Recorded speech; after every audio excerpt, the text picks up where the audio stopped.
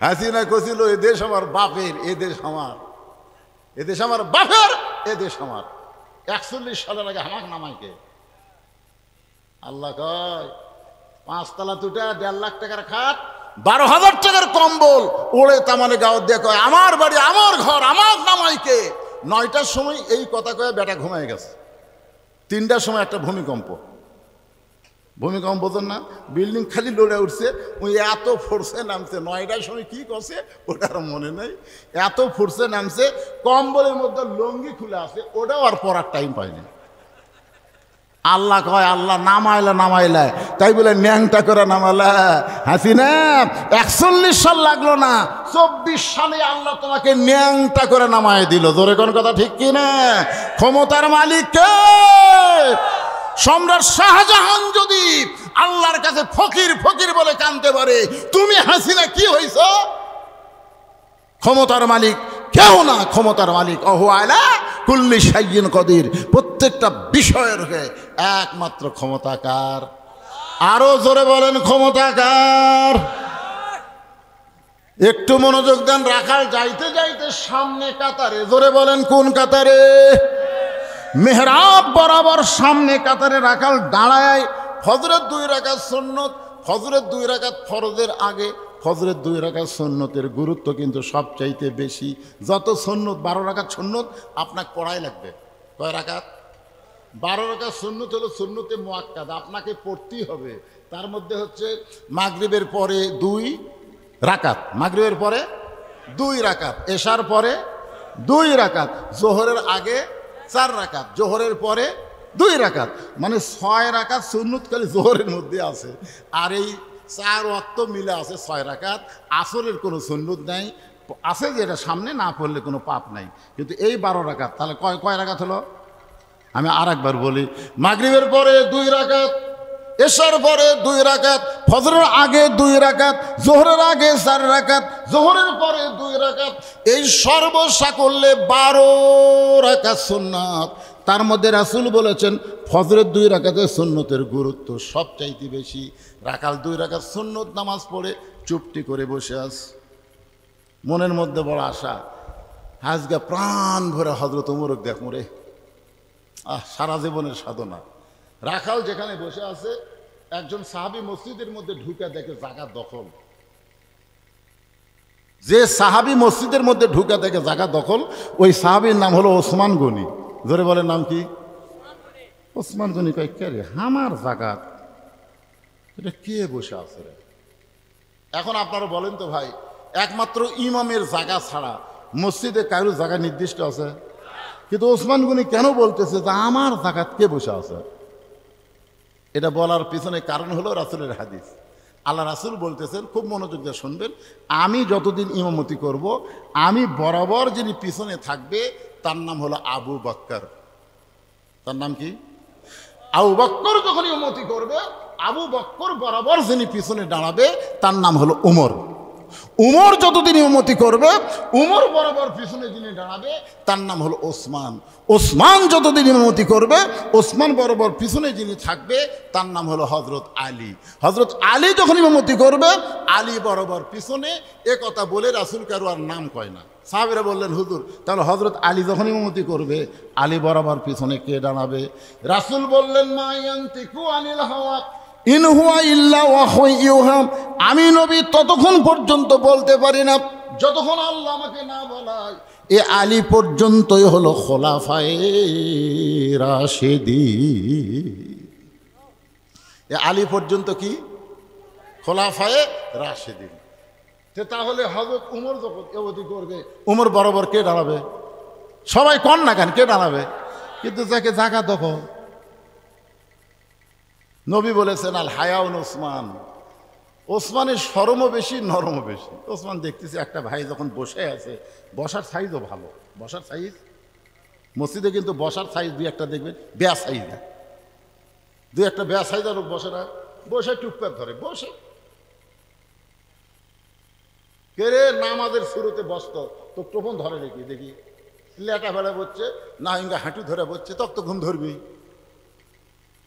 এত সুন্দর হয়ে বসে আছে। ওসমান গনি দেখে রাখা, বুঝতে পারেনি তো রাখার ফাঁক আছে, একটু ফাঁক আছে, এই ফাঁকের মধ্যে ফজরের 2 রাকাত সুন্নত নামাজ পড়ে ওসমান গনি রাখালের দিকে 3 বার তাকাছে। জোরে বলেন কয়বার? একটা মূর্খ মানুষের দিকে কেউ যদি বারবার তাকায়, আপনি বলেন তো মানুষ খুশি হবে না রাগ করবে? হ্যাঁ, শিক্ষিত মানুষের দিকে বারবার তাকান, ওই ব্যাপার হবে না।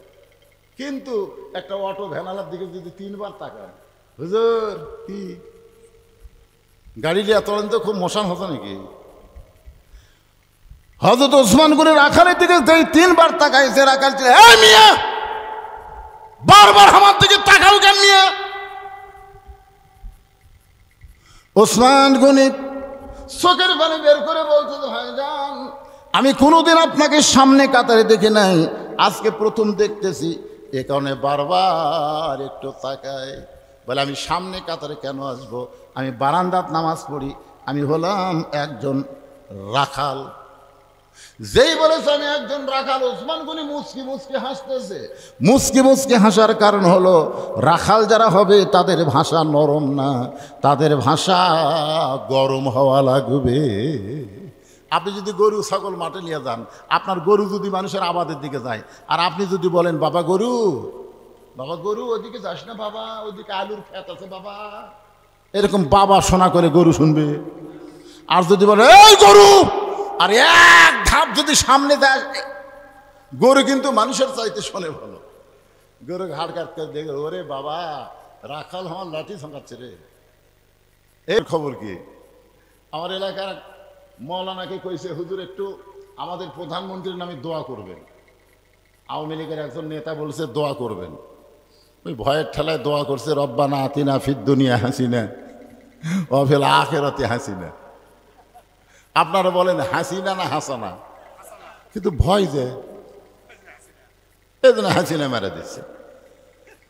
এখন এখানে আল্লাহ বলতেছেন, যারা আমাকে বিশ্বাস স্থাপন করেছ তাদের 1 নম্বর শর্ত হলো আত্তাকুল্লাহ, ভয় করতে হবে। কাকে? আরো জোরে।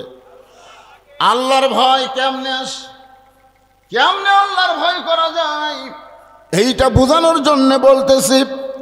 অর্ধ পৃথিবীর খলিফা হযরত ওমর একসময় আল্লাহর নবীকে হত্যা করার জন্য রাঙ্গা তরবারি হাতে নিয়েছিলেন।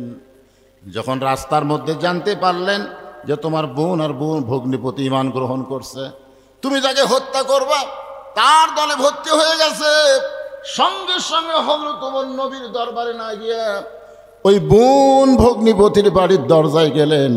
যেই মাত্র বাড়ির দরজায়, সঙ্গে সঙ্গে ঘরের ভিতর থেকে আল্লাহর কোরআনের তেলাওয়াত আসতেছে।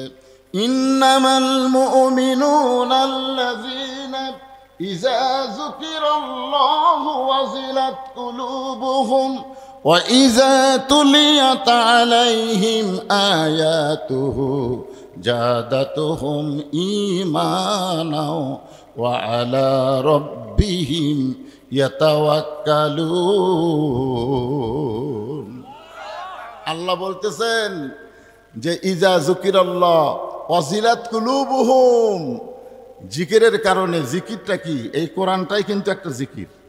কোরআনটা কি? ইন্না নাহনু নাযালনা যিকরা। আল্লাহ বলতেছেন আমি কোরআনকে জিকির হিসাবে নাজিল করেছি। উমরের অন্তরে থরথরি শুরু হয়ে গেল।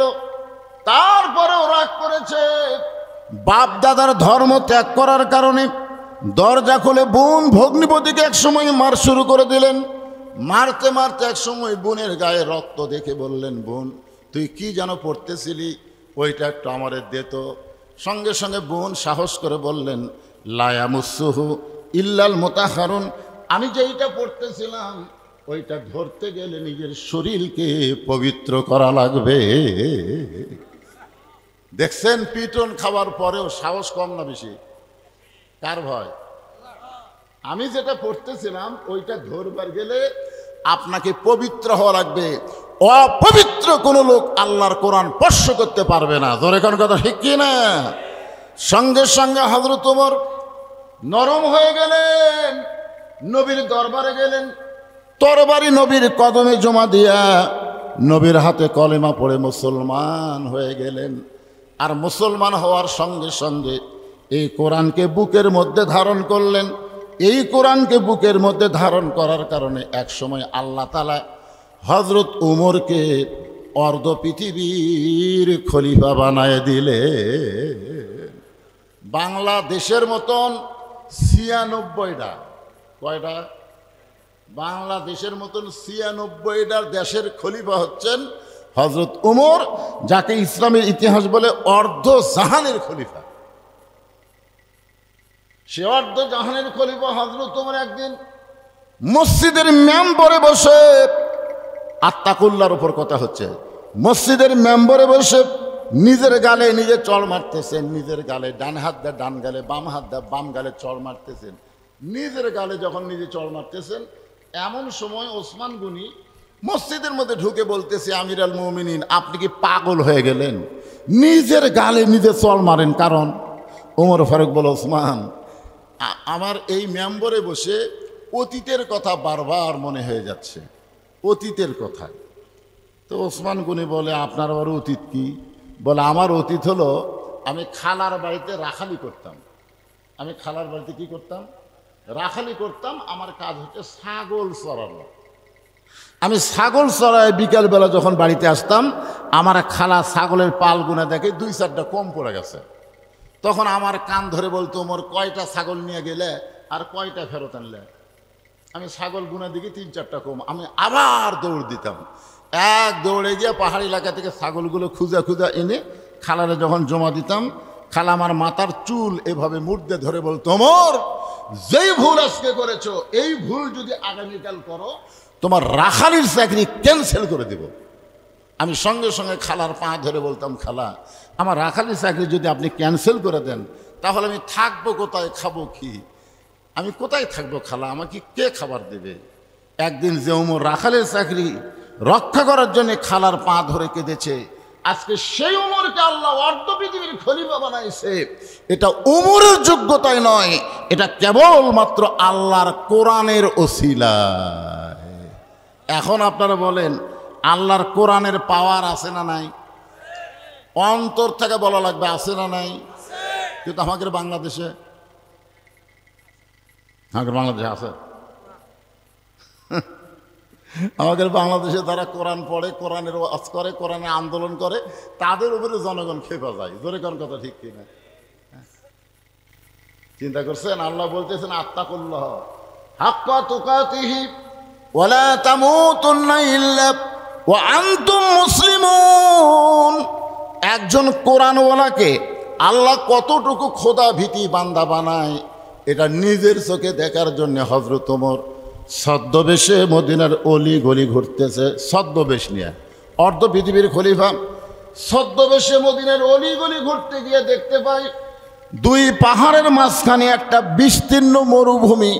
দুইটা পাহাড়, পাহাড়ের মাঝখানে একটা বিস্তীর্ণ মরুভূমি। ওই মরুভূমির মধ্যে একজন রাখাল উট আর দুম্বা চড়ায়। উমর ফারুক আত্তাকুল্লাহ, আল্লাহর ভয়কে পরীক্ষা করার জন্য রাখালকে সালাম দিলেন, আসসালামু আলাইকুম রাখাল ভাই, আমার পেটে ক্ষুধা লাগছে, আমি উটের এক পেয়ালা দুধ চাই। রাখাল মুসকি মুসকি হাসে।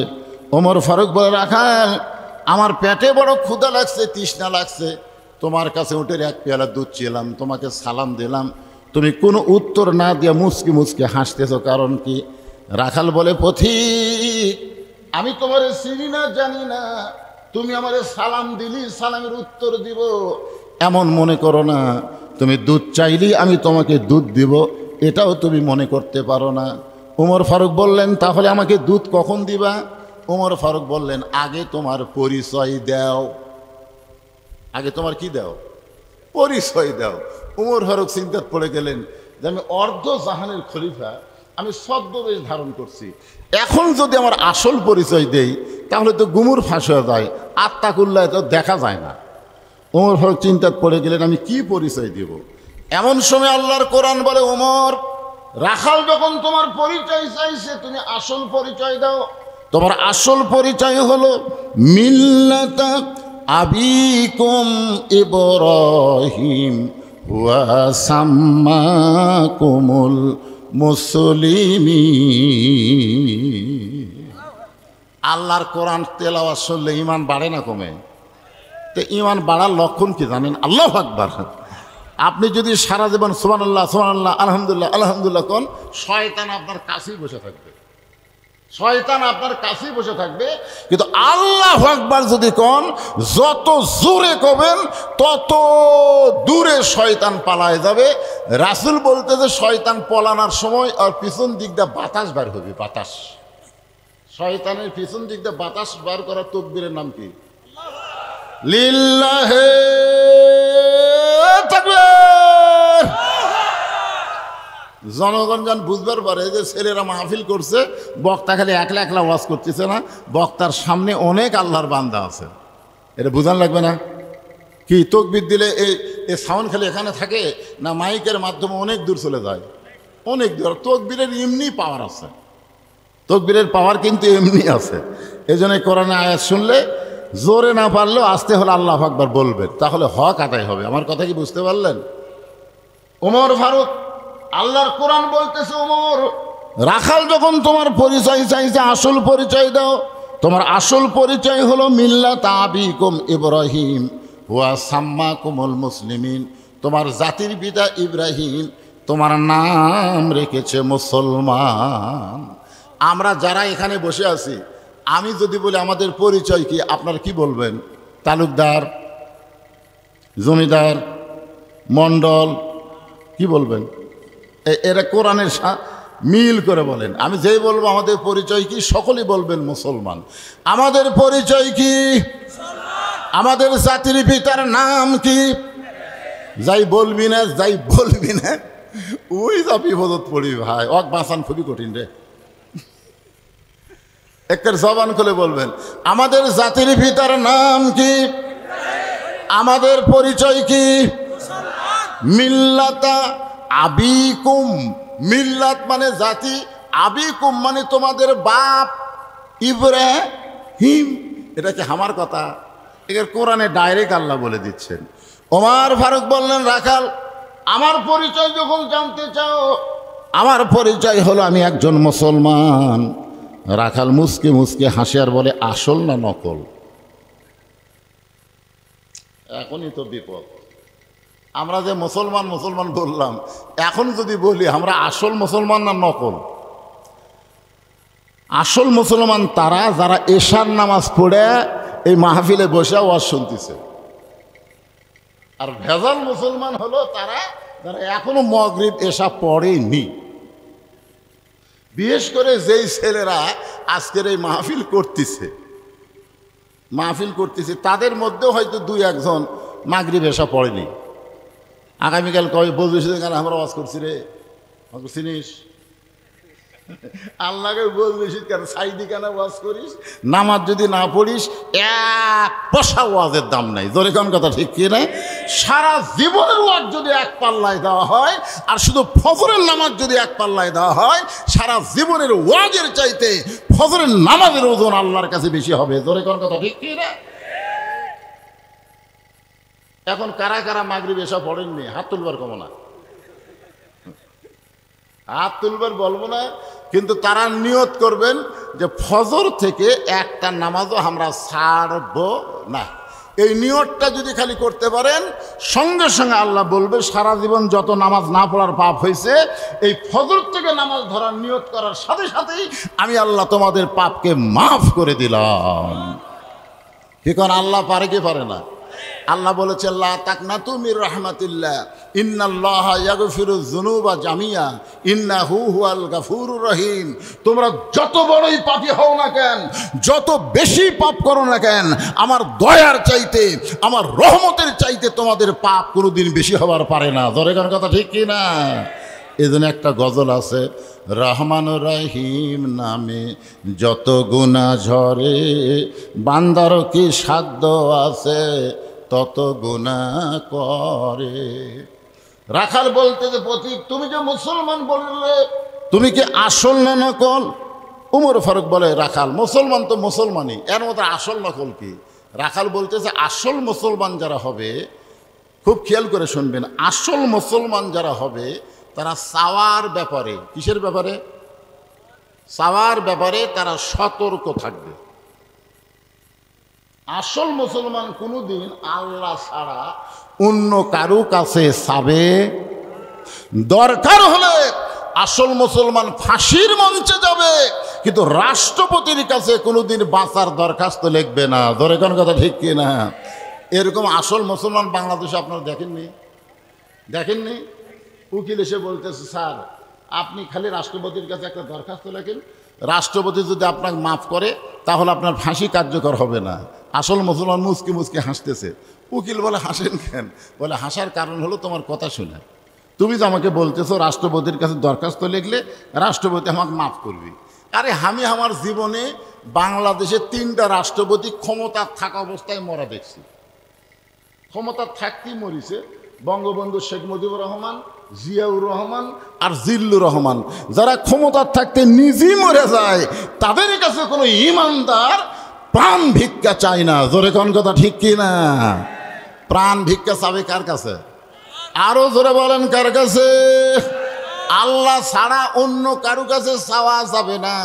প্রতি রাকাতে সূরা ফাতিহার মধ্যে আমরা স্বীকার করতেছি, ইয়্যাকা না'বুদু ওয়া ইয়্যাকা নাস্তাঈন। আমরা ইবাদত করি কার? তাহলে সাহায্য চাবো কার কাছে? রাখাল বলে, পথিক তুমি যদি আসল মুসলমান হও তাহলে তুমি দুধ চাইছো কার কাছে?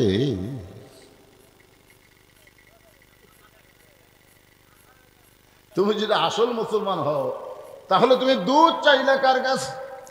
সঙ্গে সঙ্গে উমর ফারুকের চোখ দিয়ে দর দর করে পানি পড়তেছে। আল্লাহ, তোমার কোরআন যখন দুনিয়াতে চালু থাকবে, উমর যদি একটা ভুল করে একটা রাখাল পর্যন্ত সেই ভুলটা বুঝতে পারবে। আজকে বাংলাদেশে আল্লাহর কোরআনের ওয়াজ আছে, কিন্তু কোরআনের সমাজ না থাকার কারণে অনেক মানুষ ভুল করতেছে, আমরা ভুল ধরবার পারতেছি না। জোরে কোন কথা ঠিক কিনা? ওমর ফারুক বললেন, রাখাল আসলে চাওয়ার ব্যাপার আমার ভুল হয়ে গেছে। রাখাল বলতে যে ভুলটা যখন স্বীকার করছো তাহলে আল্লাহ তোমাকে তওবা করার সুযোগ দিছে। আপনারা বলেন তো, ভুল স্বীকার করলে তওবা করার সুযোগ আছে না নাই? আদম আলাইহিস সালাম ভুল স্বীকার করছে, আল্লাহ তাকে তওবা করার সুযোগ দিছে। শয়তান ভুল স্বীকার করেনি, এজন্য আর তওবা করার সুযোগও নাই। জোরে কোন কথা ঠিক কিনা? ওমর ফারুক বললেন, রাখাল আসলে আমার ভুল হয়ে গেছে, চাওয়ার ব্যাপারে আমি ভুল স্বীকার করলাম। রাখাল বলতেছে, ভুলটা যখন স্বীকার করছো তাহলে আল্লাহ তওবা করার সুযোগ দিয়েছে। ওমর ফারুক বলে, ঠিক আছে আমি তওবা করি। রাখাল বলে, তুমি মূর্খ মানুষ, তুমি তওবা কেমনি করবা? ওমর ফারুক বলে, আমি মূর্খ এই কথা তোমার কে বলো? রাখাল বলতেছে, চাওয়ার ব্যাপারে যে সতর্ক হয় না সে যত বড়ই শিক্ষিত হোক সে 1 নম্বর মূর্খ। যত বড়ই শিক্ষিত আপনি হন, আপনি যদি কোনো সময় বলেন আমার দয়াল বাবার দরবারেতে কেউ ফিরে না খালি হাতে, আপনারা বলেন তো শিক্ষিত আর মূর্খ? ওই যদি বলতো আমার দয়ার আল্লাহর দরবারেতে কেউ ফিরে না খালি হাতে, আল্লাহ আল্লাহ আল্লাহ, তাহলে বুঝবেন ওই শিক্ষিত। শিক্ষিত লোক কোনোদিন বাবার দরবারে হাত পাতাবে না, আল্লাহর দরবারে হাত পাতাবে। জোরে কোন কথা ঠিক? কথা কন না কেন ভাইরে? কথা কন না কেন? ওমর ফারুক চোখের পানি নিয়ে বললেন, রাখাল ভাই তাহলে আমাকে তওবা পড়াও। এবার রাখাল হযরত ওমরকে তওবা পড়াচ্ছেন। যারা মাগরিব এশার নামাজ পড়েননি, মনে করেন ফজর আগে যদি আপনাদের মৃত্যু হয়ে যায়, এই তওবা করলে মরলেও আপনারা জান্নাতে যাবেন। আর যারা এশার নামাজ পড়েছেন, মনে করেন না আমি কি হনু রে, যেভাবে এশার নামাজ পড়া দরকার সেভাবে আমরা পড়বার পারিনি। জোরে কোন কথা ঠিক কিনা? এজন্য নামাজি বেনামাজি সবাই মিলে আমরা একটা তওবা করি। মন কষ্ট নেবেন? তাহলে আমার সঙ্গে সকলে পড়েন, আস্তাগফিরুল্লাহ রব্বি মিন কুল্লি জামবিন ওয়া তুবু ইলাইহি লা হাওলা ওয়ালা কুওয়াতা ইল্লা বিল্লাহিল আলিয়্যিল আযীম। ওমর ফারুক তওবা করার পরে বলতেছে, ও রাখাল ভাই, আল্লাহর হস্তে উঠের 1 পেয়ালা দুধ দাও। রাখাল মুচকি মুচকি হাসে। ওমর ফারুক বলে, আমি তো বললাম আল্লাহর হস্তে, তারপরে তুমি হাসো কেন? রাখাল বলতে, পথিক তওবা করার পরে তুমি আবার মুনাফিকি করলে। যেই বলছে মুনাফিকি, ওমর ফারুক চেহারা রক্তের মতো লাল হয়ে গেছে। আপনার বলেন তো, কাফের ভালো না মুনাফিক ভালো? ভালো কোনটাই নয়, দুটাই খারাপ, কিন্তু এর মধ্যে মুনাফিক আবার বেশি খারাপ। কারণ আল্লাহ কোরআনে বলেছেন, মুনাফিকেরা থাকবে জাহান্নামের সব চাইতে নিচে। মুনাফিকেরা থাকবে কোথায়? কথা কন না কেন? জাহান্নামের সব চাইতে নিচে থাকবে। রাসূল বলেছেন, জাহান্নামের উপরে কাফেরেরা যে পেশাব পায়খানা করবে, জাহান্নামের নিচে থাকার কারণে মুনাফিকেরা কাফের বেঈমানদের পেশাব পায়খানা খাবে। সাহাবীরা বলল, হুজুর এই বদমাইশ মুনাফিক কোন দলের মধ্যে তৈরি হবে? আল্লাহ রাসূল বললেন, আফসোস, এই মুনাফিকেরা তৈরি হবে মুসলমানের ভিতরে। এই মুনাফিকেরা আবাদ হবে কোন জায়গা? কথা কয় না কেন? মুসলমানের ভিতরে। ওমর ফারুক রাগ করে বলেন, রাখাল আমার মধ্যে মুনাফিকের কি দেখলে? রাখাল বলতেছে, লিমা তাকুলু মালা তাফআলু। আল্লাহু আকবার। রাখাল কোরআনের আয়াত পড়ে বলতেছে, তোমার মুখের সাথে মনের মিল নাই। আমরা অনেক বক্তা ওয়াজ করি, কিন্তু আমরা নিজে আমল করি না। হাসরের ময়দানে হামা করুক আল্লাহ মুনাফিকের কাতারে দাঁড় করে দিবি। জোরে কোন কথা কর না কেন? মনে করতেছেন বক্তা ওয়াজ করে গেল, আন্তর্জাতিক বক্তারে, সেই ফাটাফাটি বক্তারে, বক্তা কো আল্লাহ তক্তা বানাবি। জোরে কোন কথা ঠিক কিনা? কারণ লিমা তাকুলু মালা তাফালুন, বক্তার কথার সাথে যদি আমলের মিল না থাকে, ওই বক্তা না, ওই বক্তা হলো মুনাফিক। জোরে কোন কথা ঠিক কিনা? কথা বলেন। রাখাল বলে, পথিক তোমার মুখের সাথে মনের মিল নাই, তুমি সত্যি করে বলো তো, আমি কি উটের মালিক? আমি কি উটের মালিক? আমি যদি উটের মালিক হইতাম, তুমি আমাকে রাখাল বললা কেন? আর যখনই তুমি আমাকে রাখাল বলছো, তখন তোমার মন বলতেছে আমি উটের মালিক না। আর মালিক বাদ দে, রাখালের কাছে কেউ যদি আল্লাহর হস্তেও চায়, রাখাল দিবার পারবে। যার প্রমাণ আমি নিজে। আমি একদিন পাবনা বাইকোলা ওয়াশ করে টেস্ট থেকে নামছি, ইতিমধ্যে এক লোক 100 টাকার কসকসা লোট আমার হাতত দিচ্ছে, সেই চকচকা লোট। আমি পকেটে থুয়ে বলতেছি, ভাই কি নিয়ত? কয়, হুজুর আপনি একটু দোয়া করেন, হুজুর একটু দোয়া করেন। আমি বললাম, কি দোয়া ভাই? বলে, আমার বইয়ের পেটত বাচ্চা চাইছে, আল্লাহ যেন একটা পুত্র সন্তান দেয়। তখন আমি চোখ বন্ধ করলাম, বন্ধ করে পকেট থেকে 200 টাকা বাইর করে দিল। হুজুর আমি তো টাকা চাইনি, দোয়া চাইছি। আমি বললাম, পাগলা তুই তো জানিস না, আমি নিজেই 3 মেয়ের বাপ, আমাকে আল্লাহ একটা পুত্র দেয়নি রে, এ পর্যন্ত 3টা মেয়ের বাপ হচ্ছে। তো আমার দোয়া দিয়ে যদি পুত্র সন্তান হয়, তাহলে আমার বইয়ের পেটেতে আগে হতো। তখন আমাকে বলতে, হুজুর আমি তো আর জানি না আপনি 3 মেয়ের বাপ, তাহলে আপনি টাকা আপনি দেন, আমারটা আমার দেন। ওরে যেই টাকা দিছি ওই মারতেছি দৌড়। আমি খপ করে হাত ধরে বললাম, কোথায় যাবি? বলে, যেই হুজুরের বেটা চলাও আছে তার কাছে আমি দোয়া নেব। আমি বললাম, কোনো হুজুরের কাছে না, কোনো বাবার কাছে না, কোনো মাজারে না, পাবার যদি চাও কেবলমাত্র একমাত্র মালিকের কাছে চাও। জোরে কোন কথা ঠিক কিনা? রাখাল বলে, পথিক সত্যি যদি আল্লাহর হস্তে উটের 1 পেয়ালা দুধ চাও, তাহলে এখান থেকে 10 মাইল দূরে হলো মালিকের বাড়ি। ওই মালিকের বাড়ির দরজাত গিয়ে বলো, মালিক তোমার রাখাল উট আর দুম্বা চড়াই, তুমি মালিক যদি হুকুম দাও, তাহলে রাখাল আল্লাহর হস্তে উটের 1 পেয়ালা দুধ দেবে। ওমর ফারুক বলে, রাখাল ভাই এত কষ্ট করে 10 মাইল রাস্তা যাওয়ার কোনো দরকার নাই, বরং তোমাকে 2টা টাকা দিলাম, এই 2টা টাকার বিনিময়ে তুমি উটের 1 পেয়ালা দুধ দাও। রাখাল মুসকে মুসকে হাসের বলে, পথিক তুমি কি হজরত উমরকে চেনো? রাখাল বলতেছে, তুমি কি হজরত উমরকে চেনো? যদি হজরত উমরকে চিনতা, এরকম বেসাইদা প্রস্তাব দিতে না। তুমি জানো উমরের গুপ্ত বাহিনী যদি দূর থেকে দেখ পারবাই, তুমি আমাকে 2 টাকা ঘুষ দিছে, আর আমি মালিক ছাড়া তোমাকে উটের 1 পেয়ালা দুধ দিলাম, তাহলে তোমাকেও ধরবে আমাকেও ধরবে। এই বুড়া বয়সে কি তুমি ধরা খাবার চাও? ওমর ফারুক বলে, রাখাল ভাই তাহলে চলো পাহাড়ের গুহার মধ্যে যাই, ওই পাহাড়ের গুহার মধ্যে গিয়া তোমাকে গোপনে 2 টাকা দিব, আর তুমি গোপনে উটের 1 পেয়ালা দুধ দিবা। ওমরের গুপ্ত বাহিনীও ধরতে পারবে না, তোমার মালিকও জানতে পারবে না। রাখাল চিল্লায় বলে, তুমি ভণ্ড, তুমি ভণ্ড, তুমি ভণ্ড। ওমর ফারুক বলে, রাখাল আমার মধ্যে ভণ্ডামির কি দেখলা? রাখাল বলে, পথিক, যেখানে ওমরের গুপ্ত বাহিনী দেখতে পায় না, যেখানে রাখালের মালিক দেখতে পায় না, সেখানে রাখালের আল্লাহ দেখতে পায়। আত্তাকুল্লাহ হাক্কা তুকাতিহি। কেউ যখন দেখে না, দেখে কে? এই একটা বিশ্বাস যদি মুমিনের কলিজায় থাকে, সে মুত্তাকি বান্দা হবার পারবে। যেই বলতেছে কেউ যখন না দেখে, তখন রাখালের আল্লাহ দেখতে পায়।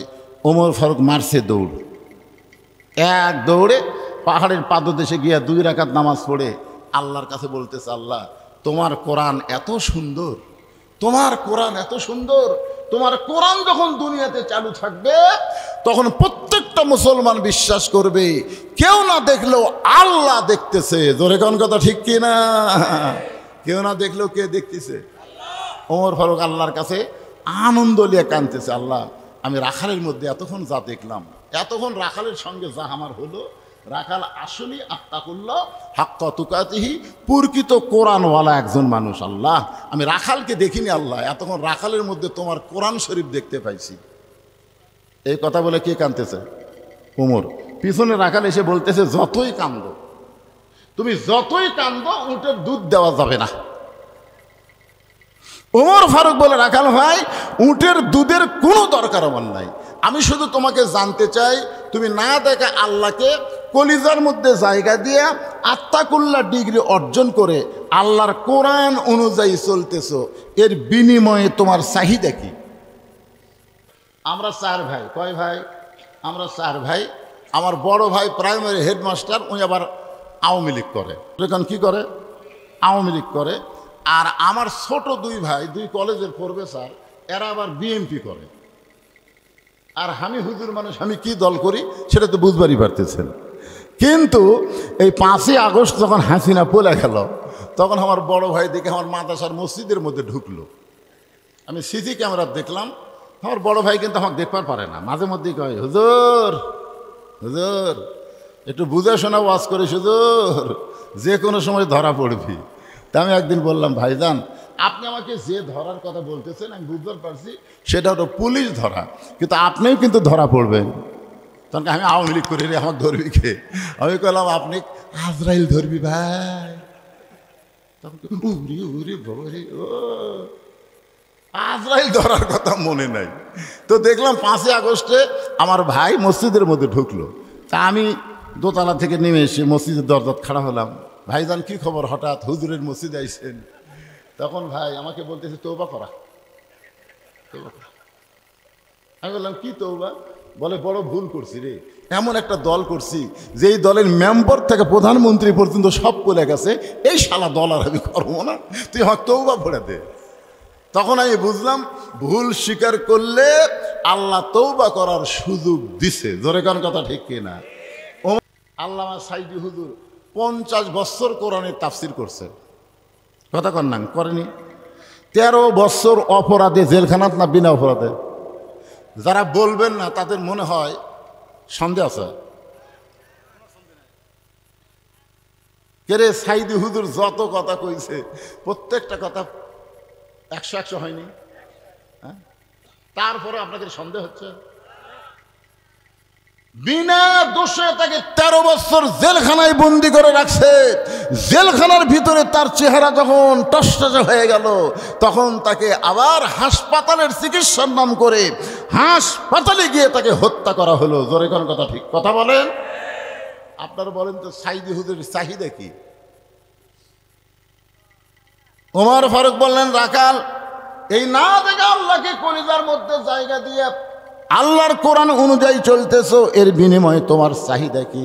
কারণ তোমার তো ভালো কোনো বাড়ি নাই, ভালো কোনো চাকরি নাই, ভালো কোনো খাবার নাই, এই রোদে পুড়ে পুড়ে তুমি উটদুম্বা চড়াও, এর বিনিময়ে তুমি আল্লাহর কোরআন মানতেছো, এর বিনিময় হিসাবে তোমার চাহিদা কি? রাখাল ছোট্ট বাচ্চার মতন কান্দার বলে, পথিক আমার চাহিদার কথা যখন শুনতে চাও তাহলে শোনো।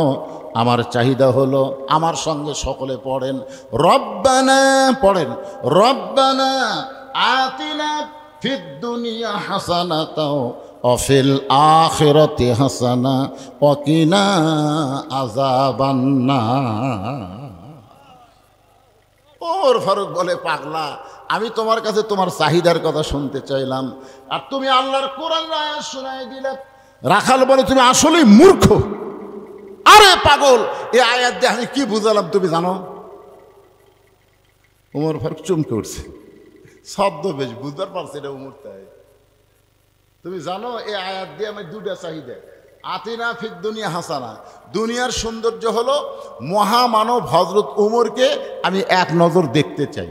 যে উমর আল্লাহর কোরআন দিয়ে রাষ্ট্র চালানোর কারণে আমার মতন রাখাল আত্মাকুল্লা ডিগ্রি অর্জন করতে পেরেছে, সেই উমরকে যদি খালি একটা নজর দেখতে পাইতাম, এই দুনিয়ার চাহিদা আল্লাহ আমার পূরণ করত। আর আমার 2 নম্বর চাহিদা হলো, আমি রাখাল যখন মরে যাব, অদম রাখালকে আল্লাহ যেন জান্নাত দেয়। তাহলে চাহিদা কয়টা? অফিল আখিরাতে হাসানা, মানে কি? আখিরাতের সৌন্দর্য হলো আল্লাহ যেন রাখালকে জান্নাত দেয়। ওমর ফারুক দৌড়ে গিয়ে রাখালের হাতটা এরকম আমার দিকে তাকান, খফ করে ধরেই 3 বার চুমা খাস। রাখাল কয়, পাগলা নাকি, আমার ঘামা হাতে চুমা খেলে? ওমর ফারুক বলে, রাখাল ভাই, আল্লাহ তোমার 2 নম্বর চাহিদা পুরা করছে, মরার সঙ্গে সঙ্গেই আল্লাহ তোমাকে জান্নাত দিয়ে দিবে। আচ্ছা আপনারা বলেন তো, রাখাল যে কোরআন অনুযায়ী চলতেছে, মরার পরে খুঁটি যাবে? আয়াতটাকে শোনেন, আপনাদের বিশ্বাস হচ্ছে না। আল্লাহ কোরআনে বলেন, ইন্নাল্লাযীনা ক্বালু রাব্বুনাল্লাহু সুম্মা ইসতাকামু তাতানাজ্জালু আলাইহিমুল মালায়েকা আল্লা তাখাফু ওয়া লা তাহজানু ওয়া আবশিরু বিল জান্নাতিল্লাতী কুনতুম তুআদুন।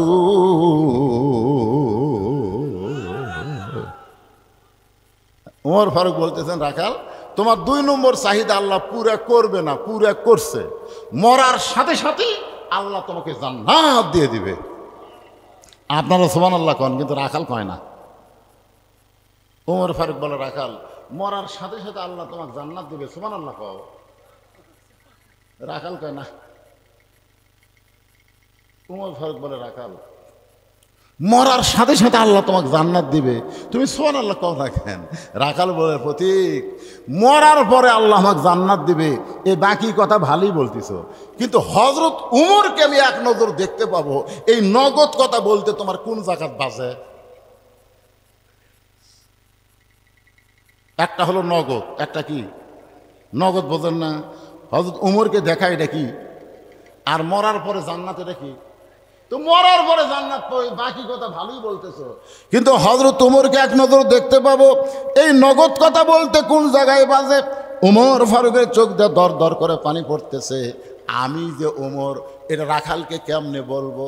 যে রাখাল আমাকে তওবা পড়াছে, যেই রাখাল আমাকে মুনাফিক কইছে, যে রাখাল আমাকে ভণ্ড কইছে, এখন যদি বলি আমি উমর, বলাও সারা, রাখাল হার্ট ফেল করে মরাও সারা।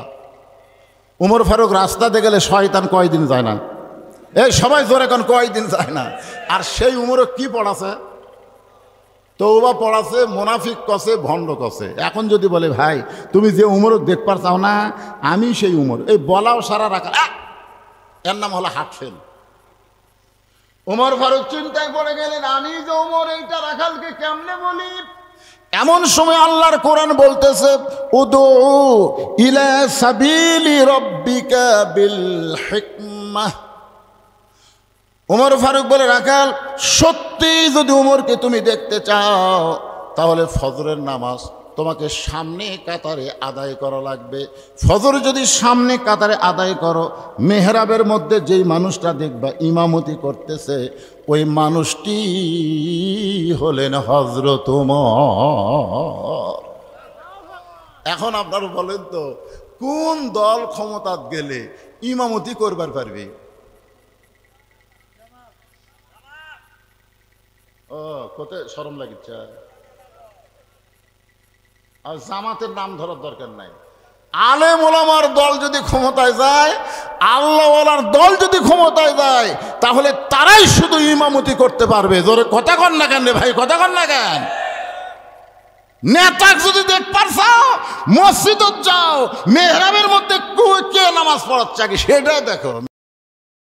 আমার গ্রামের মসজিদে 3 জন মুসল্লি, আওয়ামী লীগ, বিএনপি, জামাত। হুজুরের মা অসুস্থ, হুজুর হাসপাতালে চলে গেছে, মা খুলে। এখন হুজুর মসজিদে আসেনি। এখন এরা 3 জন খালি বারবার ঘড়ি দেখতেছে। আমি ঢুকবার চাই, দেখতেছি আর 1 মিনিট আছে। আমি ঢুকলি এরা 3 জন জোর করে আমার সামনে দিবে। দরকার নাই, দেখি আজকে কি হয়। আমি জানলাতে দেখে আস্তে করে ব্যাগ দেয়, এই দরজার ফাঁকে থাকলাম। যেই 1 মিনিট পার হয়ে গেল, তখন আওয়ামী লীগ বলতেছে, কে রে আজকে মনে হয় হুজুর আসবি না। তাহলে আমরা 3 জন জামাত করি। জামাত বলছে যে ভাই আপনার দল ক্ষমতা আছে, তাহলে আপনি সামনে যান। আওয়ামী লীগ জিবা উল্টা বলতে, পাগলা আমি মাঝে মধ্যে ঢুকি রে, কিন্তু ওই জায়গাতে আমি জীবনেও যাই। তো বলছে বিএনপি ভাই তাহলে আপনি যান। বলে পাগলা হয়েছে, সে আকামত দিচ্ছি, যা তুই যা। আমি আওয়ামী লীগ, আমি জামাত করি। এই কিসের জামাত রে? মসজিদের মধ্যে আওয়ামী লীগ, বিএনপি, জামাত 3 জন ভাই ভাই আমরা এক কাতারে নামাজ পড়তে চাই। জোরে কোন সুবহানাল্লাহ। তার মানে মসজিদ কার ঘর? আরো জোরে বলেন। আল্লাহর ঘরের মধ্যে যেমন দলাদলি চলে না, সমস্ত মুসলমান কাতারবদ্ধ হয়ে নামাজ পড়ে। যেদিন বাংলাদেশ আল্লাহকে দিবার পারবেন, সেদিন বাংলাদেশের মধ্যেও দলাদলি থাকবে না, সব মুসলমান এক দল হয়ে যাবে। ধরে কোন ঠিক কিনা? রাখালকে উমর বলতেছে, যদি সত্যি দেখ পারছাও, ফজরের নামাজ কোন জায়গা? সামনে কাতারে। সামনে কাতারে মসজিদে পড়লে হবে, তাই সামনে কাতারে নামাজ আদায় করব। মেহরাবের মধ্যে যেই লোকটা ইমামতি করতেছে, সেই হলো হযরত ওমর। রাখাল বলতে যে ভাইজান, আমি হলাম বারান্দায় নামাজ পড়ি, আমি মসজিদের মধ্যে ঢোকার সাহস পাই না। ওমর ফারুক বলে, তুমি বারান্দার নামাজ পড়ো, মসজিদের মধ্যে ঢোকো না কেন? বলে, মসজিদের মধ্যে নবীর দামি দামি সাহাবী, ওই দামি দামি সাহাবীর মধ্যে আমি একটা অধম রাখাল কেমনে যাই? ওমর ফারুক বললেন, মসজিদের মধ্যে দামি আর তুমি কম দামি, এই কথা তুমি কোথায় পেলে? আত্তাকুল্লাহর ডিগ্রি হলো ইন্না আকরামাকুম ইনদাল্লাহি আতকাকুম। ওই ব্যক্তি সবচাইতে দামি হয় যার কলিজার মধ্যে আল্লাহর বেশি ভয়। কোন আলেম দামি না, কোন হাজি দামি না। একটা ভ্যানালার অন্তরে যদি আল্লাহর ভয় বেশি থাকে, সে আল্লাহর কাছে সবচাইতে দামি। জোরে কোন কথা ঠিক কিনা? আমি সিয়ারত বসে আছি, ওয়াজ করতেছি, আমি দামি না। চটত বসে যারা ওয়াজ শুনতেছেন, তারাই দামি যদি আমার চাইতে আপনাদের অন্তরে আল্লাহর ভয় বেশি থাকে। জোরে কোন কথা ঠিক কিনা? এ কথা কার? ইন্না আকরামাকুম ইনদাল্লাহি আতকাকুম। রাখাল, তুমি বারান্দার নামাজ পড়ো, তুমি কম দামি, আর মসজিদের মধ্যে নবীর সাহাবীরা নামাজ পড়ে, তারা বেশি দামি। এই উল্টা কথা তোমাকে বুঝালো কে? উমরকে যদি দেখবার চাও, সামনে কাতারে নামাজ পড়া লাগবে। এখন কি কইব কও? রাখাল বলতেছে, তাহলে আজকে এশার নামাজ পড়ে আমি আর বাড়ি যাচ্ছি না। ওমর ফারুক বললেন, এশার নামাজ পড়ে বাড়ি যাবা না কেন? বলে, এশার নামাজ পড়ে যদি বাড়ি যাই আর সামনে কাতার যদি না পাই, এই জন্য এশার নামাজ থাকেই আমি সামনে কাতারে ধরার একটা চেষ্টায় থাকবো। ওমর ফারুক বললেন, রাখাল, তোমার কাছে আমার একটা প্রশ্ন হলো, 5 ওয়াক্ত নামাজের 3 ওয়াক্ত তাড়াতাড়ি, আসর, মাগরিব, এশা, 1 ওয়াক্ত শেষ না হতেই আর 1 ওয়াক্ত, সেই ওয়াক্ত শেষ না হতেই আর 1 ওয়াক্ত, 3 ওয়াক্ত তাড়াতাড়ি না? আসর, মাগরিব, এশা তাড়াতাড়ি না, বুঝতে পারছেন না? কিন্তু 2 ওয়াক্ত লম্বা কেন? এশা থেকে ফজর আর ফজর থেকে জোহর, এই 2 ওয়াক্ত লম্বা কেন কও? রাখাল কাহে মূর্খ মানুষ করবারই। ওমর ফারুক বললেন, তাহলে শোনো, ফজর থেকে জোহর আল্লাহ লম্বা দিছে যে এই লম্বা সময়ের মধ্যে তুমি দুনিয়ার কাজ কাম করবে, আলু টালু আবাদ করবে, ধান আবাদ করবে, ব্যবসা বাণিজ্য করবে, চাকরি বাকরি করবে, এইগুলা কাজ কাম করতে গিয়ে তোমার দেহের যে ক্ষয় হবে, দেহের একটা ক্ষয় আছে না নাই, এই দেহের যে ক্ষয় হবে, এশা থেকে ফজর আল্লাহ লম্বা সময় দিছে, ওই লম্বা সময়ের মধ্যে তুমি ঘুম পারলে ওই ক্ষয়টা আল্লাহ ঘুমের মধ্যে পুরা করে দিবে। তাহলে তুমি যদি এশার নামাজ থেকে ফজরের নামাজ ধরবার চাও আর তোমার চোখের যদি ঘুম ধরে, তখন কি করবা? রাখাল বলতেছে ঘুম যদি ধরি মসজিদের মধ্যে ঘুমাইয়া যাব। যেই কষে মসজিদের মধ্যে ঘুমাবো, ওর ভরকের চেহারা রক্তের মতো লাল হয়ে গেছে। এই রাখালেই মসজিদের মধ্যে ঘুম পাড়ার দলিল দে। তুই যে মসজিদে ঘুম পারবো তার একটা দলিল থাকা লাগবে না? কথা কন, দলিল থাকা লাগবে না? ঘুম পাড়া তো দূরের কথা, সবাই জোহরের নামাজ পড়ে বাড়িতে গেছে, এরা 3 জন 4 ফ্যান দিয়ে গল্প করতেছে। 3 জন কয় ফ্যান দিছে? 4 ফ্যান দিয়ে গল্প করতেছে। 1-8 ঘন্টা হয়, গল্প ছাড়ে না। ফেরেশতারা বলতেছে আল্লাহ, সবাই নামাজ পড়ে বাড়িতে গেল, এরা 3 জন যে গল্প করতেছে, মাথার উপর ফ্যান ঘুরতেছে, এর কি রেজাল্ট কি? আল্লাহ বলতেছে এরা গল্প করার সময় যতক্ষণ মাথার উপর ফ্যান ঘুরিছে, এই ফ্যানের কারেন্টের বিল এই 3 জন আলাদাভাবে না দেওয়া পর্যন্ত এরা জান্নাতে যাবার পারবে না। কারণ মসজিদ ওর বাপের ঘর না যে ইচ্ছা মতো ফ্যান ঘুরাবি। জোরে কোন কথা ঠিক কিনা?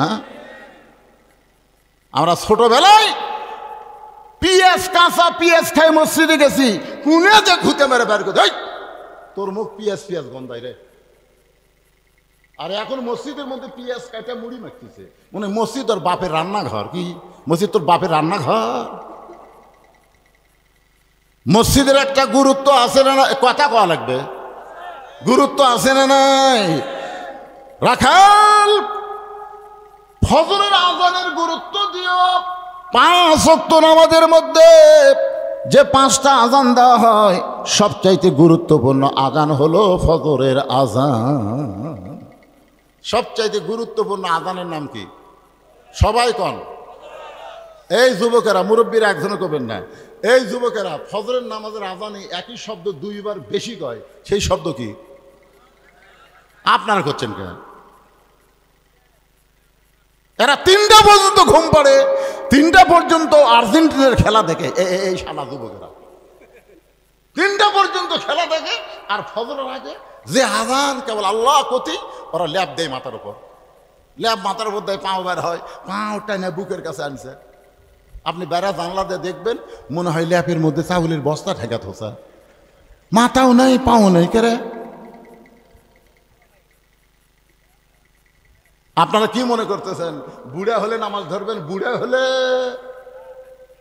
আল্লাহ হাসরের ময়দানে বলবে তোর শৈশবকালের কোনো হিসাব দেওয়া লাগবে না, তোর বুড়াকালের কোনো হিসাব দেওয়া লাগবে না, খালি যৌবনকালের হিসাব দিয়ে জান্নাতে যাও। ধরে বলেন কত ঠিক কথা বলেন? 7 বছর থেকে নামাজের তালিম দেওয়া লাগবে, 10 বছর থেকে পড়বার না চাইলে ঘাড় ধরে মসজিদে নিয়ে যাওয়া লাগবে। হুকুম কার? ধরে কার হুকুম কার? যুবকেরা শোনো, 2 ওয়াক্ত নামাজ বাড়িতে পড়লে মুনাফিক হবা। একটা হলো এশার নামাজ, একটা হলো ফজরের নামাজ। এই 2 ওয়াক্ত নামাজ তোমাকে জামাতে আদায় করা লাগবে। আমি যেই বললাম লাগ, আপনার পরকা শব্দ বলবেন লাগ। এর নাম হলো শূন্যস্থান পুরা করা। এইরকম করে যদি ওয়াজ শোনেন, একটা লোকের ঘুম ধরবি না। কি আপনাকে ক্লান্ত লাগতেছে? হযরত ওমর বলে রাখাল আজানের গুরুত্ব দিও। এতদিন রাখাল নামাজ পড়ছে বারান্দায়, বারান্দায় যারা নামাজ পড়ে এরা কিন্তু আজানের গুরুত্ব দেয় না, এরা আকামতের গুরুত্ব দেয়। জোরে কোন ঠিক কিনা? আপনারা বলেন তো, বারান্দাত কারা নামাজ পড়ে? সবাই লুল্লিল মুসাল্লিল, শেষে আসে আগে যাবি, শেষে আসে আগে যাবি। এরকে ধান্দাই হলো মসজিদের মধ্যে বেশি সময় দেওয়া যাবে না।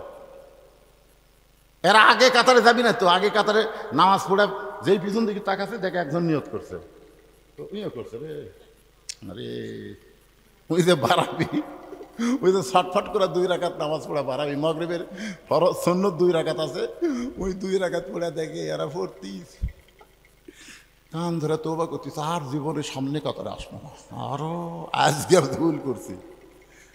আল্লাহ রাসূল বলেছেন সামনে কাতারের খালি সওয়াব যদি আমি বলে দিতাম, সামনে কাতারে মুসল্লি আসার জন্য মারামারি শুরু করে দিত, এত সওয়াব আল্লাহ সামনে কাতারে দেবে। কন্যা সুবহানাল্লাহ।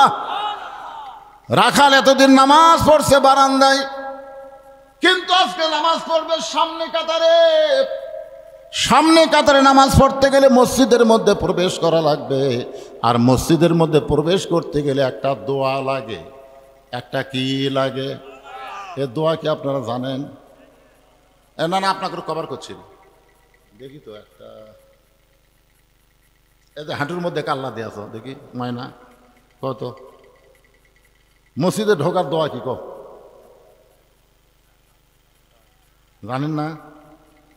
আপনি ইউটিউব চালাচ্ছেন, এতদিন হলে রাখালের ওয়াজ শুনতেছেন, তাও দোয়া জানেন না ময়না? অন্য কোনো যুবককে আর প্রশ্ন করবো না। এই যে আমার এই ভাই চশমা আলা ভাই, মন কষ্ট নিয়েন না, এটা কি সব যে আপনি পাবেন। আল্লাহুম্মা ইফতাহলি, কোন আল্লাহুম্মা ইফতাহলি আবওয়াবা রহমাতিক। আচ্ছা, এই দোয়া মুখস্থ করতে কোনো মাদ্রাসা যাওয়া লাগবে? কথা কোন মাদ্রাসা যাওয়া লাগবে? এই শুনতে শুনতে আমি আজ পর্যন্ত বাংলাদেশের কোনো মানুষকে বলতে শুনিনি যে সূরা ফাতিহা মুখস্থ করার জন্য মাদ্রাসা পড়া লাগছে। এমনি 2-4 দিন নামাজ পড়তে পড়তে সূরা ফাতিহা মুখস্থ হয়ে যায়। জোরে কোন কথা ঠিক কিনা? মসজিদে ঢোকার দোয়া, মসজিদে বাইরের দোয়া, এলা মুখস্থ করার জন্য মাদ্রাসা পড়া লাগবে? তাহলে সবাই বলেন আল্লাহুম্মা ইফতাহলি আবওয়াবা রহমাতিক। এই দোয়াটা পড়ে রাখাল কোন পা? জোরে কোন কোন পা? ঢোকার সময় কোন পা? বের হওয়ার সময় কোন পা? যদি কেউ ফতুয়ার কিতাব আছে, যদি কেউ ঢোকার সময় বাম পাও দেয়, মনে ভুলে ঢুকছে, খেয়াল করেন ফট করে বাম পা দিছে, আল্লাহ রাসূল বলতেছেন যখনই মনে হবে সে বাম পায়ে ঢুকছে, তাকে আবার ব্যাক গিয়ার দেওয়া লাগবে। ঘাড় মাথা কাট করা হবে না, ওইভাবে ব্যাক গিয়ার বোঝেন না? ওইভাবেই পিছনে আসা লাগবে, আসা আস্তাগফিরুল্লাহ পড়ে তারপরে ডান পা দিয়ে আবার দোয়া পড়ে ঢোকা লাগবে। যদি আপনি বাম পায়ে ঢুকাই যান তাহলে আপনার নামাজ মাকরু হবে। সেই জন্য আবার কি করা লাগবে? কথা কি খেয়াল করছেন? ব্যাক গিয়ারে আসা লাগবে, মুখ ঘুরে পারবেন না। ওই ব্যাক গিয়ার বোঝেন না? ব্যাক গিয়ারে আসে আবার আস্তাগফিরুল্লাহ আস্তাগফিরুল্লাহ আস্তাগফিরুল্লাহ, আল্লাহ আমার ভুলে গেছে আল্লাহ, এই বলে আবার ডান পা দিয়ে মসজিদের মধ্যে ঢুকতে হবে। রাখাল ডান পায়ে মসজিদের মধ্যে ঢুকে সামনে কাতারে যাবার চাই। এতদিন রাখাল নামাজ পড়ছে কোন জায়গায়? জোরে গান কোন জায়গায়? আজকে সামনে কাতারে যাওয়ার জন্য রাখাল যখন রাস্তা নেয়, প্রত্যেকটা সাহাবী নড়ে সরে রাখালকে যাওয়ার রাস্তা করে দেয়। রাখাল মনে মনে বলে আল্লাহ আল্লাহ, এতদিন মনে করেছিলাম মসজিদের মধ্যে দামি দামি, কিন্তু আজকে ভিতরে ঢুকে দেখতেছি আমিও যা এরাও তাই। আপনারা ভিতরে না ঢুকলে বুঝতে পারবেন না। চকিদার কয় না স্যার, তুই চকিদার। এসপি কয় কেরে পাগলা, ওটা বাইরের কথা, বাহিরে আমি এসপি, তুই চকিদার, ভিতরে আয় ভিতরে আয়। এমন হুঙ্কার মারছে, চকিদার ভয়ে ভিতরে এসে পিছনে খাড়া আছে। চকিদার কয় কেরে, এসপি কয় পিছনে থাকিস কেরে, কাতার পুরা হয়নি পাগলা, আমার কাছে দাঁড়া। তখন কই স্যার আমি কিসের চকিদার, তুইও যা হামো তাই, আমার দাঁড়া, পায়ের গোড়ালির সঙ্গে গোড়ালি মিল কর, গোড়ালির সাথে গোড়ালি মিল কর। চকিদার বলে স্যার আমার পাও ফাটা, আপনারটা তেলতেলা। এসপি বলতেছে তেলতেলা ফাটা এক হয়ে যাবি রে। মসজিদের মধ্যে এসপি চকিদার নাই। এক ফকির ভিক্ষা করবার গেছে বাদশাহ শাহজাহানের দরবারে। একজন মন্ত্রী বলতেছে বাদশাহ তো এখন রাজ দরবারে নাই, ওই ঘরের মধ্যে ঢুকছে। ফকির ওই ঘরের কাছে গিয়ে দেখে দরজা বন্ধ, জানলার একটা ফাঁক দিয়ে তাকায় দেখে গোটা ঘরের মধ্যে একজন মাত্র মানুষ 2 হাত তুলে বলতেছে, ও বাদশাহ বাদশাহ, তোমার দরবারে আমি ফকির বলে কাঁদতেছে। ফকির মনে মনে কয় আইলাম বাদশার কাছে, কিন্তু ভিতরে ঢুকে দেখি আমিও যা বাদশাও তাই। তাহলে আসল বাদশাকে? আসল বাদশা মানুষ না, আসল বাদশা হলো তাবারাকাল্লাযী বিয়াদিহিল মুলক ওয়া হুয়া আলা কুল্লি শাইইন কাদির। আসল বাদশা হলেন আমার আল্লাহ। লিল্লাহি তাকবীর।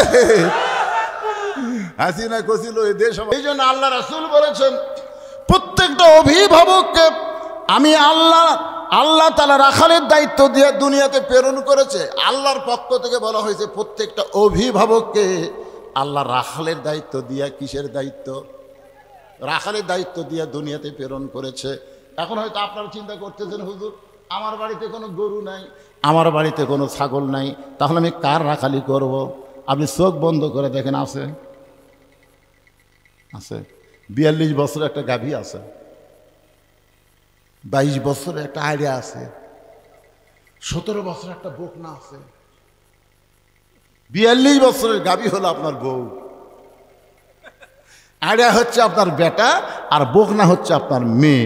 আপনি বলেন তো আপনার বউ, আপনার ছেলে, আপনার মেয়ের উপরে আপনার রাখালি করার দায়িত্ব আছে না নাই? রাখালি মানে কি? ওই যেন পরের আবাদ না খায়, জোরে কোন কথা ঠিক কিনা? ওই যেন বাংলাদেশের চ্যানেল ছাড়া হিন্দুকে স্টার জলসা না দেখে, জোরে কথা কন না কেন রে ভাই? ওই যেন সুন্নতি পোশাক পরা ছাড়া ওই কাফের বেঈমানদের পোশাক যেন না পরে, ওর পোশাক যেন টাকনুর উপরে থাকে, টাকনুর তলে যেন না যায়। ওই রাখালি করতে গিয়ে ওই আপনার মেয়ে যেন পর্দার মধ্যে থাকে, ও যেন বেপর্দা না হয়। এই হিসাবে আপনাকে রাখালি করার দরকার আছে না নাই? জোরে কোন আছে না নাই? আপনি সামনে কাতারে জোহরের নামাজ আদায় করলেন, আপনি আল্লাহর বান্দা, তাকবীরের সাথে সামনে কাতারে জোহর নামাজ আদায় করলেন। তো জোহর নামাজ আদায় করে বাড়ি যা দেখেন আপনার বউ 3 তরকারি গরম ভাত আপনার সামনে দিছে, আপনি দোয়া পড়তেছেন, আল্লাহুম্মা বারিক লানা ফিমা রাযাকতানা ওয়া কিনা আযাবান নার। বিসমিল্লাহ বলে ভাত যখন মুখত দিবেন তখন আপনার বিবেক বলতেছে, কে রে হুজুর, এই 3 তরকারিতে গরম ভাত দিছে আর তুই দোয়া দরুদ করে ভাত খাচ্ছি, যে ভাত পাক করে তো দিল ওই নামাজ পড়ছে কিনা শুনবি না? তখন ভাত রাখে বলতেছে, কে গো নামাজ? গোসলই করিনি। উল্টা বলতেছে, আমি গোসলই করিনি। এত কামের মধ্যে গোসল করার টাইম পাওয়া যায়? তখন আপনি ভাত রেখে বলবেন, গোসল কর, নামাজ পড়। একটা বেনামাজির হাতে আমি নামাজি খাবো না রে। খালি এই রাখালি করে দেখেন, ওই দৌড়ে দেয় গোসল করে জোহর নামাজ পড়ে আপনার সামনে যখন আসে বলবে এখন খান, তখন আপনি বলবেন হুন্না লিবাসুল্লাকুম ও আনতুম লিবাসুল্লাহ হুন্না। একলা খাবো না, 2 জন মিলে খাবার চাই, এক থালি 2 জন। বউ আপনারে খাওয়াবে, আপনি বউরে খাওয়াবেন। ফেরেশতারা বলবে আল্লাহ খবর কি? আল্লাহ বলতেছেন স্বামী স্ত্রী দুইটাই একসাথে জান্নাতি। আপনি ফজরের নামাজ পড়বার যাচ্ছেন, কিন্তু আপনার আগে আপনার ছেলে 3টা পর্যন্ত আর্জেন্টিনার খেলা দেখছে। আপনার ছেলে 3টা পর্যন্ত আর্জেন্টিনার খেলা দেখছে, আর ফজর আজান শোনার পরে ওই ল্যাপের মধ্যে ঢুকে গেছে। কে? আপনি কি রাখালি করবেন না? বিড়াল যেমন ইন্দু, আমার কথা দিকে তাকান, বিড়াল যেমন ইন্দুর ধরে চুপি চুপি ঘরের মধ্যে যান, ল্যাপটা খেলি টান দেওয়ার পরে আহ আহ আহ, ছেলে লাভ ধরে বলবে আব্বা আহ আহ করতেছেন কেন? বলে ল্যাপের মধ্যে তোর সাইজ আর সকালবেলা সাইড থেকে কুত্তার সাইজ একই সাইজ রে। তুই আমার সন্তান হয়ে ফজর আযান শুনে ল্যাপের মধ্যে থাকবি? ওঠ, ওযু কর, নামাজ পড়। জোর করে যখন আপনার ছেলেকে ওযু করে মসজিদে নিয়ে যাবেন, ফেরেশতা বলবে আল্লাহ খবর কি? আল্লাহ বলতেছে বাপ বেটা দুটাই জান্নাতি। জোরে কান সুবহানাল্লাহ। আপনার 17 বছরের মেয়ে আছে, আপনি একজন বাবা হয়ে বলেন তো আপনার মেয়েকে আপনি পরিমণি বানাবেন না ফাতেমা বানাবেন? আপনি একজন বাবা, বাবা হিসাবে আপনি চিন্তা করেন আপনার মেয়েকে আপনি পরিমণি করবেন না ফাতেমা করবেন। এই সিদ্ধান্ত আপনাকেই নেওয়া লাগবে, কারণ বিবাহের আগে মেয়ে যতদিন বাপের বাড়ি থাকবে বাবাকে মেয়ের দিকে রাখালি করার দরকার আছে না নাই? মাত্র 9 বছর, মাত্র 9 বছরের ফাতেমা ঘরের মধ্যে হাতের মধ্যে চুড়ি দিয়ে, 2টা চুড়ি দিয়া মুসকি মুসকি হাসতেছে। নবী আমার ঘরের মধ্যে পা দিয়া ওই ফাতেমার হাতে চুড়ি দেওয়া দেখে আর ঘরের মধ্যে ঢুকলেন না। ফাতেমা চমকে গেল, যে বাবা ঘরের মধ্যে ঢুকে আমাকে মা মা বলে আদর করে, আজকে সেই বাবা কেন ঘরের মধ্যে ঢুকলো না? ফাতেমা বারান্দায় গিয়া দেখে নবীর চোখ দিয়ে দর দর করে পানি পড়তেছে।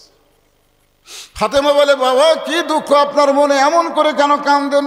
রাসূল বলে, ফাতেমা, যে দুনিয়াতে সাজবে মা, আল্লাহ তার আখিরাতের শ্বাস কমায় দেবে। সঙ্গে সঙ্গে ফাতেমা হাতের দুইটা চুরি খুলে মাটির ফাইলে দেয়।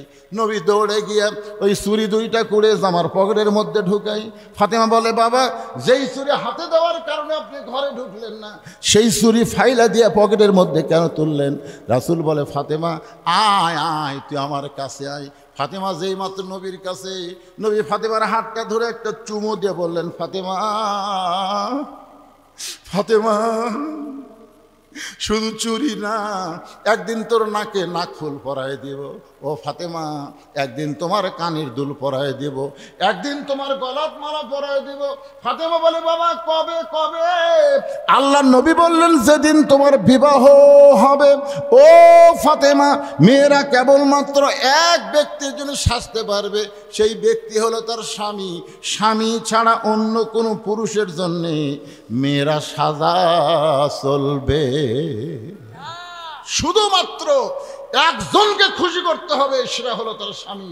আমার মায়েরা যারা পর্দার অন্তরে আছেন, ও বাবারে, বাড়ির যখন থাকে যেমন তেমন কাপড়, আর কোন জায়গা যখন যায়, ও বাবারে, হে মা, একদিন গভীর রাত্রে হযরত আলী ঘুম থেকে চেতন পাইছে। শোনেন মায়ের একটা মনোযোগ দিয়ে শোনেন। গভীর রাত্রে হযরত আলী ঘুম থেকে চেতন পাইছে। চেতন পায়ে দেখে ফাতেমা ঘরত নাই। তাকায় দেখে ডান সাইডে হাসান হোসেন ঘুম পাড়তেছে। হাসান হোসেন ঘুম পাড়তেছে, আলী আছে, ফাতেমা নেই। এখন গভীর রাত্রে বউ যদি ঘরত না থাকে, যত বড়ই হুজুর হোক, মনের মধ্যে কিছু একটা হবে না?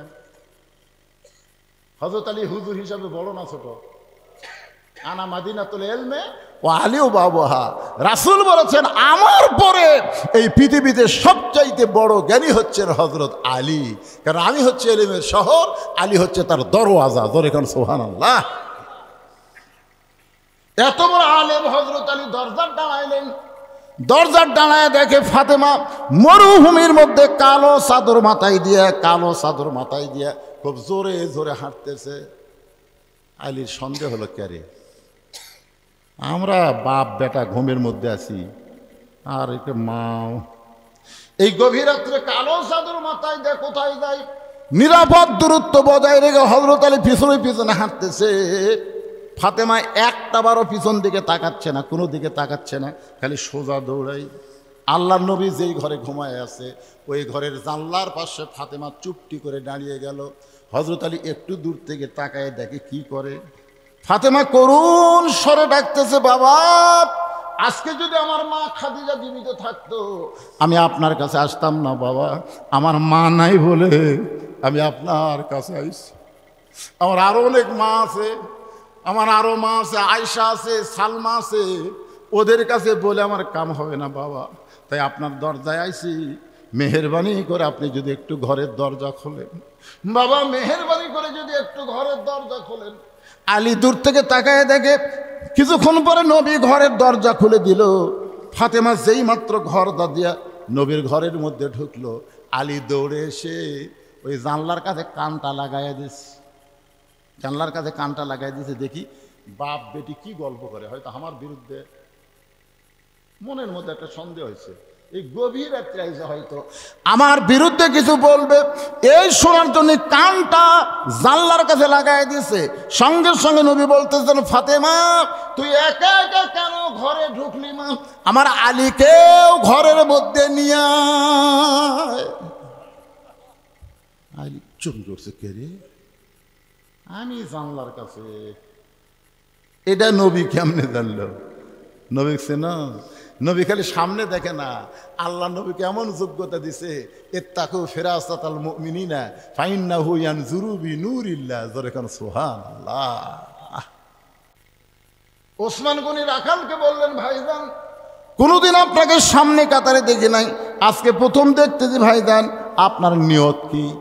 রাখাল বলতেছে, আমার নিয়ত হলো দেখার জন্য আসছি।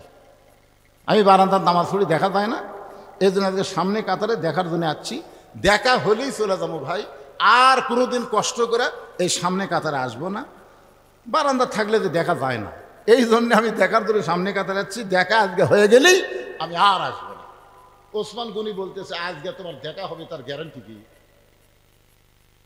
রাখাল কয় পাগলা নাকি, আমার চোখের পাওয়ার ভালো, দেখা হবে না মানে আমার সামনে থাকবি আর আমি দেখবো না? ওসমান গনি বলে ভাইজান তোমার চোখের পাওয়ার ভালো সেজন্য তুমি দেখতে পাবা, কিন্তু আমি কয়েক বছর হলে সামনে কাতারে নামাজ পড়তেছি, এখন পর্যন্ত আমি দেখতে পাইনি, এখন পর্যন্ত আমার ভাগ্যে দেখা হয়নি ভাই। কারণ ওসমান গনি যাকে দেখার জন্য সামনে কাতারে নামাজ পড়ে তিনি হলেন নামাজের মালিক আল্লাহ। আল্লাহ রাসূল বলেছে আনতাবুদুল্লাহ কাআন্নাকা তারাহু ফাইন লাম তাকুন তারাহু ফাইন্নাহু ইয়ারাকা। যখন কোন আল্লাহর বান্দা আল্লাহর ইবাদতের মধ্যে শামিল হয় আল্লাহকে দেখতে পায়। আল্লাহ যদি দেখা সম্ভব না হয় আল্লাহ তাকে দেখতেছে এই বিশ্বাস তার কলিজার মধ্যে এসে যায়। ধরে কেন সুবহানাল্লাহ। এই জন্য আমরা যখন নামাজ পড়ি কার সামনে পড়ি? আরো জোরে কর না কেন, কার সামনে? কার ঘরে?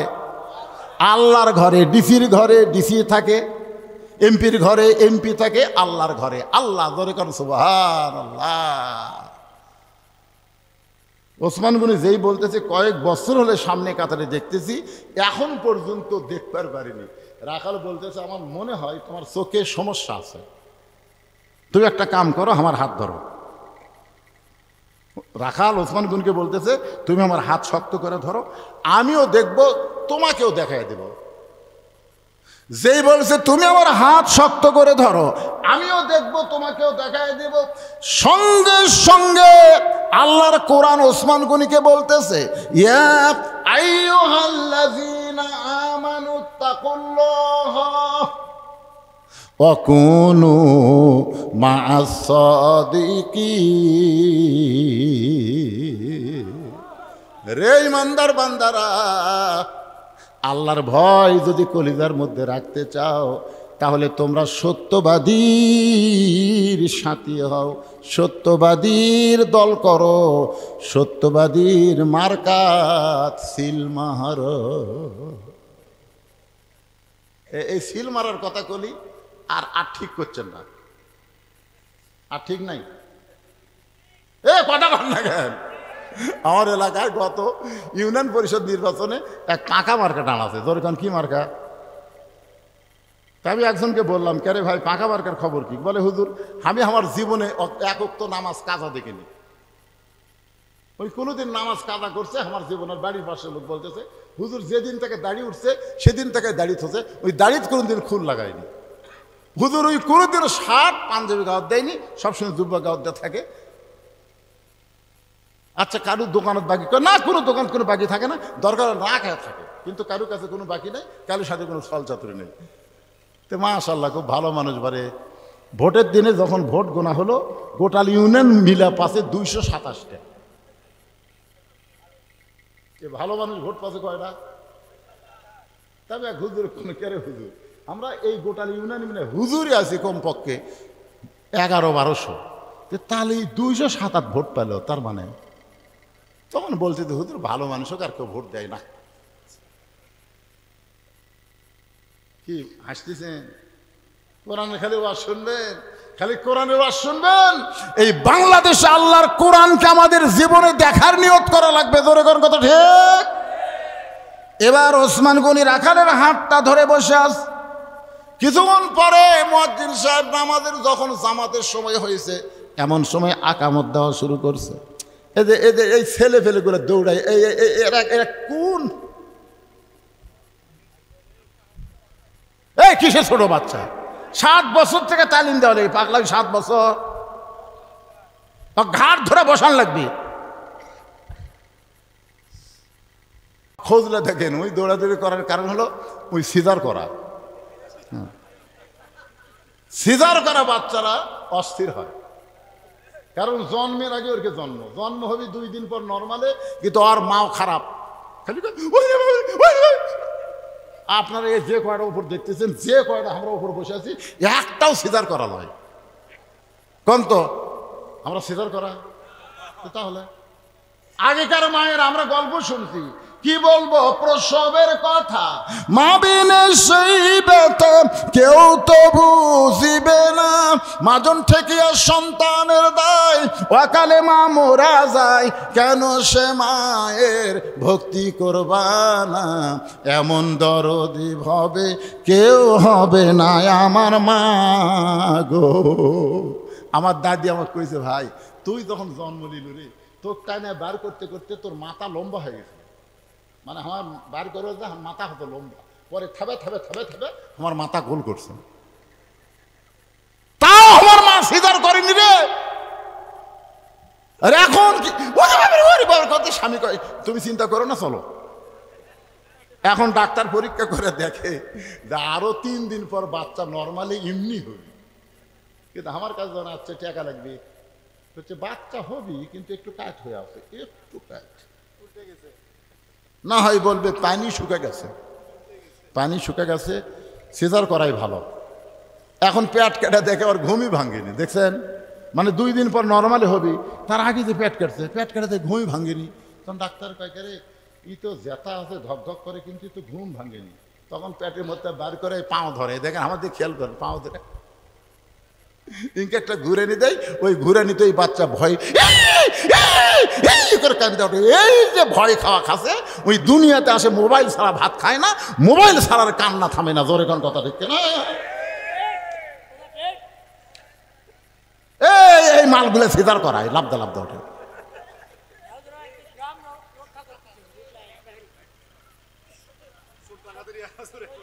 আচ্ছা আচ্ছা, আরে সুবহানাল্লাহ।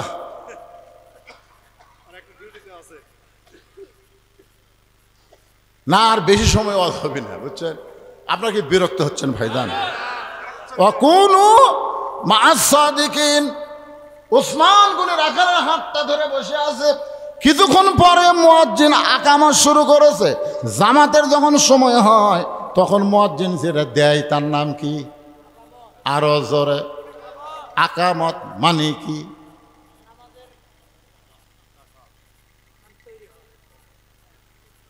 কামাত থেকে আকামত। আকামত দিলে বসে থাকা না খাড়া হওয়া? এ কতক্ষণ বসে থাকা না খাড়া হওয়া? আর আমাদের কতগুলো লোক চেয়ারে বসেই থাকে। আপনাকে এলাকাত নাই, আমার এলাকার 2-1জন চেয়ারে বসে থাকে। ওই লোকটা হেঁটে হেঁটে আসছে, পারে ওই হেঁটে হেঁটে আসে। ওই কয়েকদিন আগে একটা হাট করলো, 10 শেয়ার বাজার ব্যাগ হাঁটিয়ে হাঁটতেছে। বাজারও হাঁটে, বাড়িতে হাঁটে আসে। 10 টাকা ভেনা লাগ না দেখো, এই 1 কিলো আমি হাঁটাই পারি রে। এত হাঁটে, এত বাজার করে, মসজিদে এসে বলে শরীরে বল পাই না ভাই, শরীরে বল পাই না। আপনারা বলেন তো, কাতার সোজা করা লাগবে না? কাতার সোজা করবার গেলে চেয়ার যদি থাকে কি হবে? ওই কাতার সোজা হবে? এই জন্য কত্তামাদিস সালাহ একটু খেয়াল করবেন। আকামত যখন শুরু করেছে, সঙ্গে সঙ্গে হযরত ওমর মেহরাবের মধ্যে ঢুকেছে। যেই হযরত ওমর মেহরাবের মধ্যে ঢুকেছে, রাখাল খালি এদিকে তো ওসমান গনি হাত ধরে আছে, রাখাল খালি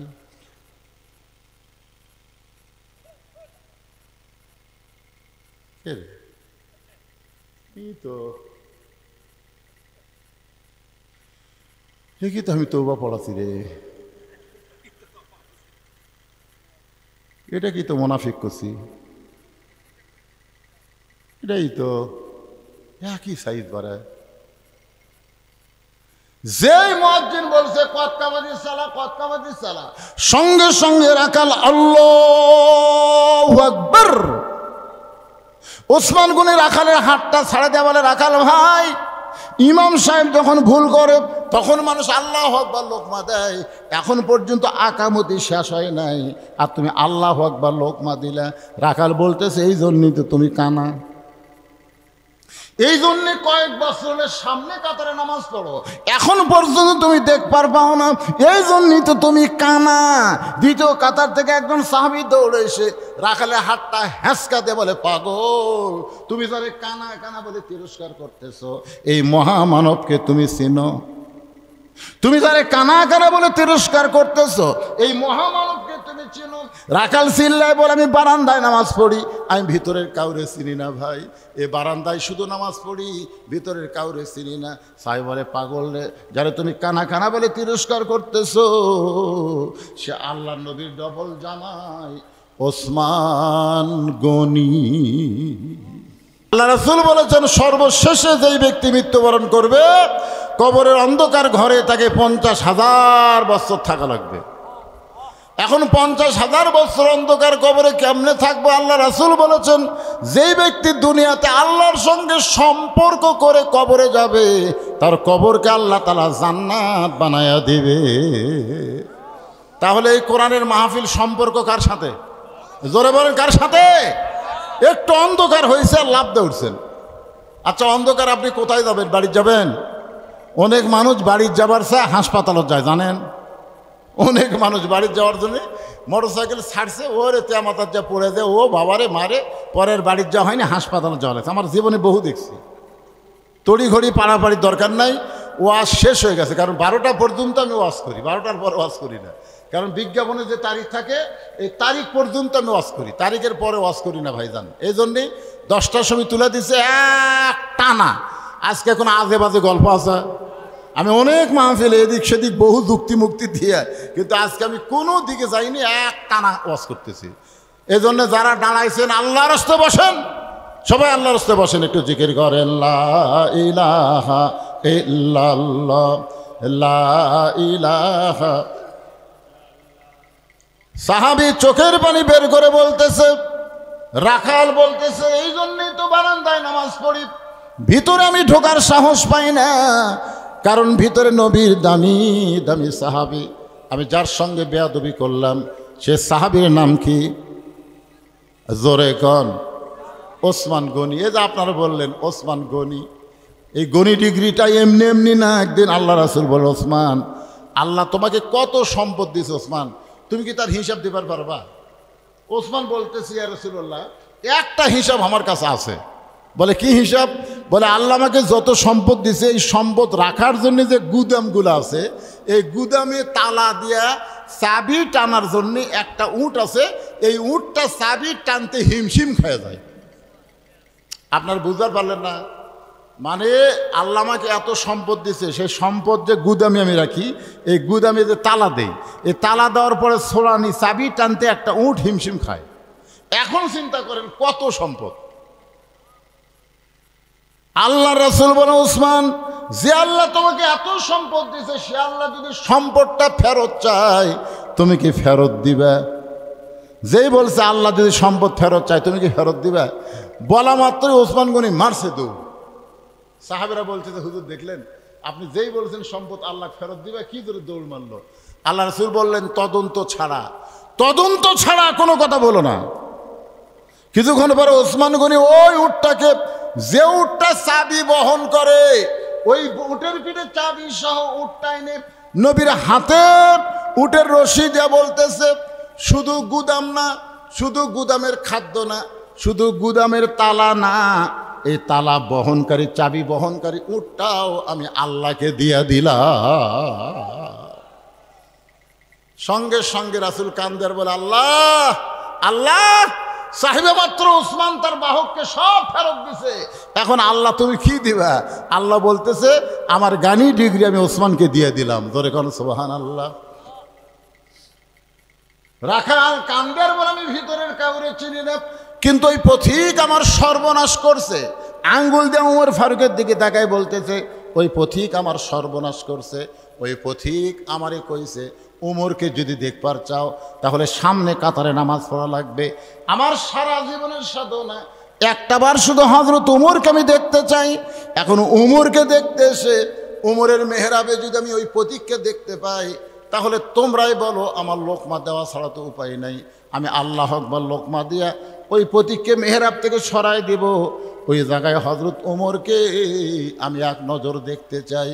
হাজার হাজার সাহাবীরা কান্দে। সমস্ত সাহাবী যখন কাঁদতেছে রাখাল চিল্লায় বলে বারান্দায় নামাজ পড়া ভালো, এই ভিতরে কেন কান্দা কান্দি শুরু হয়ে গেল? ওসমান গনি বলে রাখাল ভাই ভিতরে কান্দার কারণ হলো তুমি যারে পথিক পথিক বলতেছো তিনি হলেন হযরত ওমর। গাছের গোড়া কাটলে গাছটা যেমন ঠাস করে পড়ে যায়, রাখাল তেমনি মেহরাবের মধ্যে পড়ে কাটা মুরগির মতন ছটফট করে আর বলে, ইয়া আমির আল মুমিনিন, আমি আপনাকে তওবা পড়াইছি, আমি আপনাকে মুনাফিক কইছি, আমি আপনাকে ভণ্ড কইছি, অথচ আপনি এই অধম রাখালকে কিছুই বলেন নাই। সঙ্গে সঙ্গে ওমর ফারুক বলতেছেন, আত্তাকুল্লাহ হাক্কা তুকাতিহি ওয়ালা তামুতুন্না ইল্লা ওয়া আনতুম মুসলিমুন। রাখাল রে, তোমার এত কথা হজম করার পিছনে কারণ হলো আমি তোমার ভিতরে আল্লাহর কোরআনের আত্তাকুল্লাহ দেখেছি, আর আত্তাকুল্লাহ দেখার জন্যই আমি এত কিছু হজম করেছি। ভাইজান, তুমি আমার বুকে আসো, তোমার কপালে চুমা দিয়ে আমার জীবন আমি ধন্য করতে চাই। এখন আপনাদের কাছে আমার রেজাল্ট হলো এই হাক্কা তুকাতিহি, আত্তাকুল্লাহ হাক্কা তুকাতিহি, আর মুসলমান হয়ে যদি আমরা মরবার চাই, আল্লাহর কোরআনের বিকল্প কোনো রাস্তা, জোরে বলেন, বিকল্প কোনো রাস্তা নাই না। আল্লাহর প্রশংসা করার অগণিত কারণ, তার মধ্যে 1 নম্বর কারণ হলো আল্লাহ তাআলা আমাদেরকে জন্মসূত্রে মুসলমানের ঘরে কবুল করেছেন। জগৎ হলো 3টা, খুব খেয়াল করবেন। জগৎ কয়টা? এই দুনিয়াতে আসার আগে আমরা আর একটা জগতে ছিলাম, সেই জগতের নাম হলো রুহের জগৎ, আলমে আরওয়াহ, রুহের জগৎ। এই দুনিয়াতে আসার পরে এটা হলো ইহকালীন জগৎ বা দুনিয়ার জগৎ।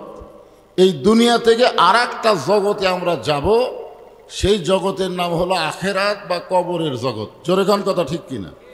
তাহলে কয়টা? একটা জগতে আমরা ছিলাম কিন্তু আমাদের মনে নেই। আমরা যে রুহের জগতে ছিলাম এ কথা কি আমাদের মনে আছে? কিন্তু ছিলাম যে, এটা বিশ্বাস নাই। হ্যাঁ, মাশাআল্লাহ, বিশ্বাস থাকলে যথেষ্ট। তাহলে রুহের জগতে আমরা ছিলাম, দুনিয়ার জগতে আসি, আখেরাতের জগতে আমরা যাব। 3টা কাল, একটা হলো অতীতকাল, রুহের জগৎ চলে গেছে, বর্তমান কাল দুনিয়ার জগতে আমরা আসি, আর ভবিষ্যৎকাল আখেরাতের জগতে আমরা যাচ্ছি। যেরকম, ঠিক কিনা? যাচ্ছি মানে বুঝলেন? যাচ্ছি মানে এমনভাবে আমাদেরকে থাকতে হবে যে কোনো মুহূর্তে আমাদেরকে যাওয়া লাগবে। যেরকম, ঠিক কিনা? যে কোনো মুহূর্তে আমাদেরকে যাওয়া লাগবে। এখন আপনারা হিসাব করে দেখেন তো, রুহের জগতে খালি আমাদের রুহু ছিল না বহু রুহু ছিল? বহু রুহুর ভিতর থেকে আল্লাহ আমাদের রুহুকে পছন্দ করে দুনিয়াতে মুসলমানের ঘরে আমাদেরকে প্রেরণ করলেন। চিন্তা করে দেখেন। এখন আপনারা বলবেন, হুজুর, মুসলমানের ঘরে প্রেরণ করার কারণেই যে আমাদের উপর আল্লাহ দয়া করলো, তা কেমনে বুঝবো? এটা বুঝবো আমরা যখন আল্লাহর কোরআন পড়বো। তখন আল্লাহ বলতেছেন, অমাইয়াবতাগি গয়রাল ইসলামা দীনান ফালা ইউকবালা মিনহু। ইসলাম ছাড়া অন্য কোনো ধর্ম কেউ যদি গ্রহণ করে, আল্লাহ বলেছেন কখনোই তা কবুল করা হবে না। তাহলে আল্লাহর কাছে একমাত্র কবুলযোগ্য ধর্মের নাম কি? সবাইকে বলা লাগবে, নাম কি? ইন্নাদ দীনা ইনদাল্লাহিল ইসলাম। তাহলে আল্লাহ যদি আমাদেরকে হিন্দুদের ঘরে পাঠাতো, মনে করেন যদি আল্লাহ আমাদেরকে ইহুদির ঘরে পাঠাতো, খ্রিস্টানদের ঘরে পাঠাতো, আমাদের করার কিছু ছিল? যখন আমাদের করার কিছু ছিল? তো বিনা দরখাস্তে আল্লাহ আমাদেরকে মুসলমানের ঘরে কবুল করেছেন। এ কারণে খুশি না বেজার? তাহলে সকলে বলে আলহামদুলিল্লাহ। আল্লাহর প্রশংসা করার 2 নম্বর কারণ হলো আল্লাহ আমাদেরকে দয়া করে, রহম করে বিশ্ব নবীর উম্মত হিসাবে কবুল করেছেন। সাইয়্যিদুল আম্বিয়া, সাইয়্যিদুল মুরসালিন। আমাদের নবী হলেন সমস্ত নবীদের নেতা। সুবহানাল্লাহ। এই যে আমরা বললাম না, আল্লাহুম্মা সাল্লি আলা সাইয়্যিদিনা। সাইয়্যিদিনা মানে কি? আরবিতে বলেন তো, এর বাংলা অর্থ হলো সাইয়্যিদিনা মানে আমাদের নেতা। আমাদের নবী শুধু আমাদের নবী না, আমাদের নেতা। জোরে কোন ঠিক? বিশ্ব নেতা, বিশ্ব নবীর উম্মত হিসাবে আল্লাহ আমাদের কবুল করেছেন। এই নবীর উম্মত হওয়ার মধ্যে লাভ কি? আমি ছোট্ট একটা ঘটনা বলি। আদম আলাইহিস সালাম একদিন রাস্তা দিয়ে যাচ্ছিলেন, যাওয়ার সময় দেখে তার বেটা শীষ আলাইহিস সালাম বসে আছে। আদম নবী মা হাওয়ার পেট থেকে যত সন্তান জন্ম নিয়েছে তার মধ্যে একজনকে আল্লাহ নবী করছেন। আমার কথা কি বুঝতে পারলেন? মা হাওয়ার পেট থেকে আদম নবীর যত সন্তান হয়েছে তার মধ্যে নবী হয়েছে কয়টা? একজন, তার নাম হলো শীষ আলাইহিস সালাম। শীষ আলাইহিস সালাম একদিন রাস্তায় বসে আছে, কিন্তু বসার সাইজ খুব একটা ভালো না। যেরকম আপনারা মাঝে মাঝে ফাঁকা ফাঁকা হয়ে বসছেন, বসার একটা সাইজ নাই। ফাঁকা থাকলে পিছনে থাকে, অসুবিধা কি? কিন্তু মাঝে মাঝে ফাঁকা থাকলে ফাঁকের মধ্যে শয়তান ঢোকে। শয়তান ঢোকে মিন শাররিল ওয়াসওয়াসিল খান্নাস। শয়তান একসময় আপনার ভিতরে ধোঁকা দিতে পারে। তো শীষ আলাইহিস সালাম বসে আছে, বসার কোনো সাইজ নাই। যেরকম হাসিনা বসে আছিল ক্ষমতায়, জোরে কোন কথা ঠিক কিনা? আপনার বলেন তো বসার কোনো সাইজ আছিল? হাসিনার খালি বসার সাইজ থাকলে আজকে এভাবে পলান লাগতো না। বসার একটা সাইজ আছে, ভোট হোক, ভোটে যাই জিতবে তাই বসবে, জোরে কোন কথা ঠিক কিনা? হ্যাঁ, বসার একটা সাইজ। তো এখন শীষ আলাইহিস সালাম বসে আছে, বসার কোনো সাইজ নাই। আদম আলাইহিস সালাম বললেন, বাবা শীষ এরকম বেসাইজা বসে। শীষ বলতেছে, বাবা আমার মধ্যে একটু গরম গরম ভাব। কি ভাব? গরম গরম ভাব। বলে গরম ভাব হওয়ার কারণ কি? বলে কারণ হলো তিনটা। এক নম্বর কারণ হলো আমার বাবা আল্লাহর নবী, দুই নম্বর কারণ হলো আমি নিজেও আল্লাহর নবী, তিন নম্বর কারণ হলো দুনিয়াতেই আমি বউ পাইছি জান্নাতের হুর। কিসের হুর? মানে আদম আলাইহিস সালামের হাওয়ার পেট থেকে জোড়া জোড়া সন্তান জন্ম নিত, মানে প্রথম জোড়ার সাথে পরের জোড়া ছেলে মেয়ে বিয়ে হতো, এভাবে শরীয়তে তখন নিয়ম ছিল। কিন্তু শীষ আলাইহিস সালাম জন্মের সময় জোড়া পায়নি, যার কারণে শীষ আলাইহিস সালাম যখন যুবক হলো তখন আদম নবী চিন্তায় পড়ে গেল যে আমার শীষ তো যুবক হয়ে গেল, এখন তো কোনো মেয়ে নাই। তখন আল্লাহ বললেন, চিন্তা করা লাগবে না, আমি একটা বেহেশতের হুরকে শীষ আলাইহিস সালামের বউ করে পাঠিয়ে দিলাম, আপনি তার সঙ্গে বিয়ে দিয়ে দেন। তাহলে দুনিয়াতেই জান্নাতের হুরকে যে বউ পাইছে তার ভিতরে একটা ভাব থাকার কথা না? কথা বলেন। আবার বাপও কি নবী, নিজেও নবী। আদম আলাইহিস সালাম চোখের পানি বের করে বললেন, বাবা শীষ নবীর বেটা নবী না হয়ে, বেহেশতের হুরের স্বামী না হয়ে, আখিরি জাহানের পয়গাম্বর নবী মুহাম্মদ রাসূলুল্লাহর উম্মত যদি হতে পারতে তোমার জীবন ধন্য হয়ে যেত। আদম নবীর কথা শুনে তো শীষ চমকে গেছে, যে নবীর বেটা নবী না হইয়া, বেহেশতের হুরের স্বামী না হইয়া, ওই শেষ নবীর উম্মত হয়ে গেলে আমার জীবন ধন্য হতো কেমনে? আদম বলতেছেন, তাহলে শোনো, আমি সামান্য একটা ভুল করার কারণে 350 বছর আমি কেঁদেছি। কাঁদতে কাঁদতে আমার চোখের পানি পড়তে পড়তে গোস্ত পচে মুখের হাড় বের হয়ে গেছে। এরপরও আল্লাহ আমার তৌবা কবুল করেনি। ওই নবীর ওসিলা যখন ধরেছি তখন আল্লাহ আমার তৌবা কবুল করেছে। শোনো শীষ, ওই নবীর উম্মতেরা যদি সারা জীবন পাপ করে, মৃত্যুর আগে ওই নবীর ওসিলায় যদি একবার তৌবা করে, সঙ্গে সঙ্গে আল্লাহ তার জীবনের সব গুনাহ মাফ করে দিবে। শীষ আলাইহিস সালাম বলতেছেন, বাবা তাহলে নবীর বেটা নবী না হয়ে, বেহেশতের হুরের স্বামী না হয়ে, ওই নবীর উম্মত যদি হতে পারতাম তাহলে আমার জীবন বড় ধন্য হয়ে যেত। আদম বললেন, বাবা শীষ ওই নবীর উম্মত সবাই হতে চাইলেও হতে পারবে না। ওই নবীর উম্মত হবার গেলে ভাগ্য লাগে। জোরে কোন কি লাগে? এখন আপনারা বলেন তো আমাদের ভাগ্য ভালো না খারাপ? আরো জোরে বলেন। সেই নবীর সুন্নাতকে বাদ দিয়ে ইংরেজ খ্রিস্টানদের চাল চরিত্র আমরা গ্রহণ করেছি। যেই নবী আমাদেরকে বাদ দিয়ে নিজে জান্নাতে প্রবেশ করবে না, রাসূল বলেছেন আমার একটা উম্মত বাহিরে থাকা অবস্থায় আমি নবী নিজে জান্নাতে প্রবেশ করব না।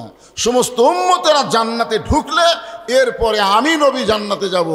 এমন একটা নবী পাওয়ার পরে খুশি হয়ে আমরা সবাই আল্লাহর দরবারে শুকরগুজার করছি, আলহামদুলিল্লাহ।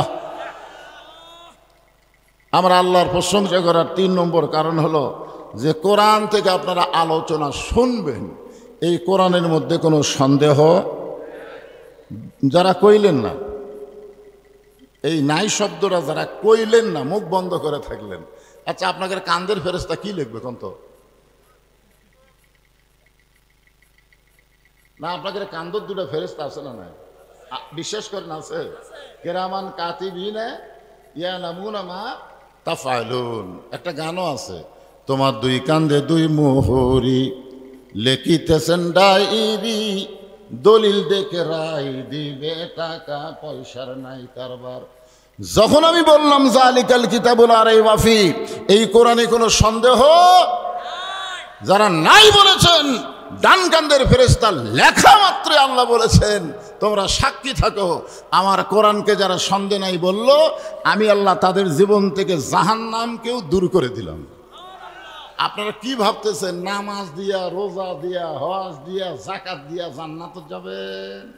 জান্নাতে যাইতে গেলে আল্লাহর দয়া লাগবে, যে কোনো ওসিলাই আল্লাহ আমাদেরকে জান্নাত দিবার পারে। জোরে কোন কথা ঠিক কিনা? সবচাইতে হক কথা হলো, সত্য কথা হলো, এই কোরআনের মধ্যে কোনো সন্দেহ, এই কোরআনে কোনো ধোঁকা, এই কোরআনে কোনো গোজামিল। মাশাআল্লাহ, তিনবারে আপনারা নাই নাই করলেন। আমি সেই কোরআন থেকে একটা আয়াত তেলাওয়াত করেছি। আল্লাহ বলতেছেন, যারা আমাকে বিশ্বাস স্থাপন করেছ তারা আমাকে ভয় করো, শুধু ভয় করলে হবে না, ভয় করার মতন ভয় করো, আর তোমরা মুসলমান না হইয়া মৃত্যুবরণ করো না। আমাদের সকলের সামনে মৃত্যু আছে না নাই? একটা গজল আপনারা শুনছেন, কিন্তু যেদিন ডাক পড়িবে কবর মাঝে যাইতে, জোগাড় কিছু করছো বন্ধু তার মাঝে বিছাইতে। এই ছেলেবেলারে আসা খাড়ায় থাকো, কেন জায়গা নাই? তো বহু জায়গা আছে, বসে না কেন? এই যে বসবার কলি কতগুলো বার চলে যায়, যাবি। কোরআনের মাহফিলে বসা সবার ভাগ্য হবে না, এখানে বসবার গেলেও ভাগ্য লাগবে। জোরে কোন কথা ঠিক কিনা? আল্লাহ কোরআনে বলেছেন হুদাল্লিল মুত্তাকিন, মুত্তাকি যারা হবে তাদেরকেই কেবলমাত্র এই কোরআন হেদায়েত দিবে। জোরে কোন কথা ঠিক কিনা? মুত্তাকি ছাড়া এখানে কেউ বসে পারবে? যারা আপনারা বসছেন সবাই আপনারা মুত্তাকি বলেন সুবহানাল্লাহ। মুত্তাকির এক নম্বর বৈশিষ্ট্য হলো আল্লাযীনা ইউমিনুনা বিল গায়ব, অদৃশ্যের প্রতি তাদের বিশ্বাস স্থাপন আছে। আমরা আল্লাহকে বিশ্বাস করি না, দেখছি কোনোদিন? জাহান্নামের কথা শুনলে মনে কষ্ট হয়, জান্নাতের কথা শুনলে মন আনন্দ পায়, তার মানেই তো আমরা বিশ্বাসী। জোরে কোন সুবহানাল্লাহ। যত বড়ই পাপী হন, জাহান্নামের কথা শুনলে মনে যদি কষ্ট হয়, জান্নাতের কথা শুনলে মনে যদি আনন্দ পায়, বিশ্বাস করেন আপনার ঈমান আছে। আপনি পাপী হতে পারেন কিন্তু আপনার ঈমান আছে।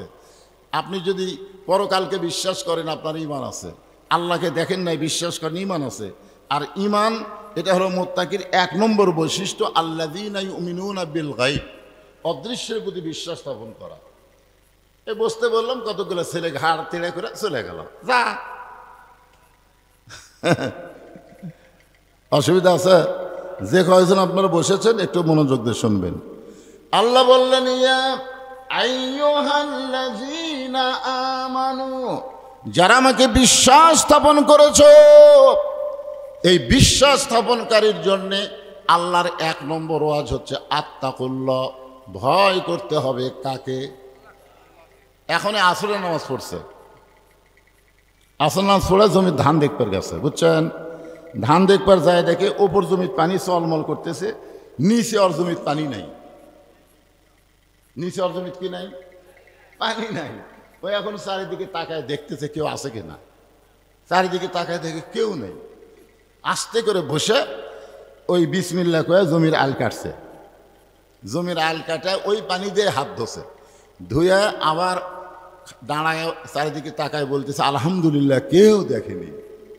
এখন আপনারা বলেন তো, এই লোকটার কিন্তু আসরের নামাজ আছে কিন্তু কি নাই? এখন কি নাই?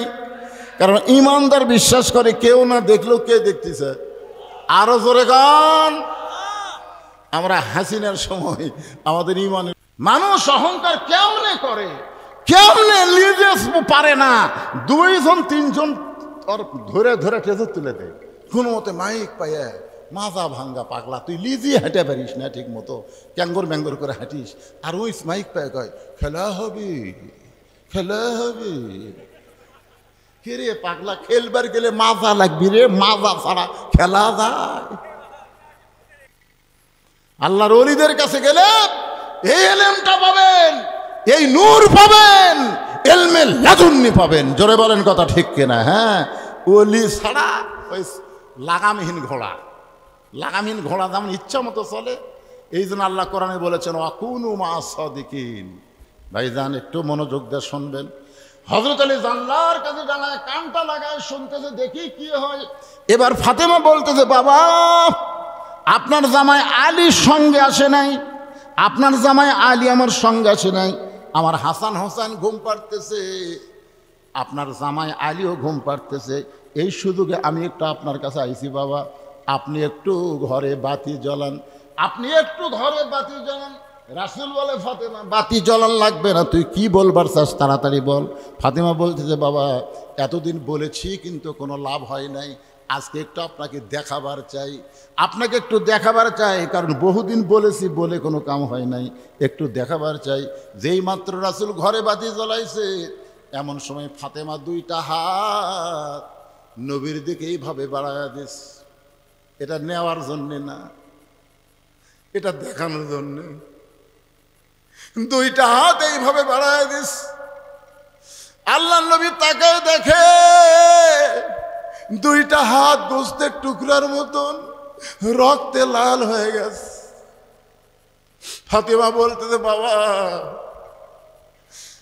আগামীকাল সকালবেলা হাসান হোসেন খাবার চাবে, আমার স্বামী হাসান হোসেন বাপকে খাবার দেওয়া লাগবে, কিন্তু আপনি বলেন বাবা এ হাত দেখে আর জাঁতা ঘুরান যাবে, জাঁতা ঘুরাইতে গেলে হাতে রক্ত দিয়া রক্ত ভিজে যাবে বাবা। এই গভীর রাত্রে আপনার কাছে আইসি বাবা, মেহেরবানি করে অন্তত 3টা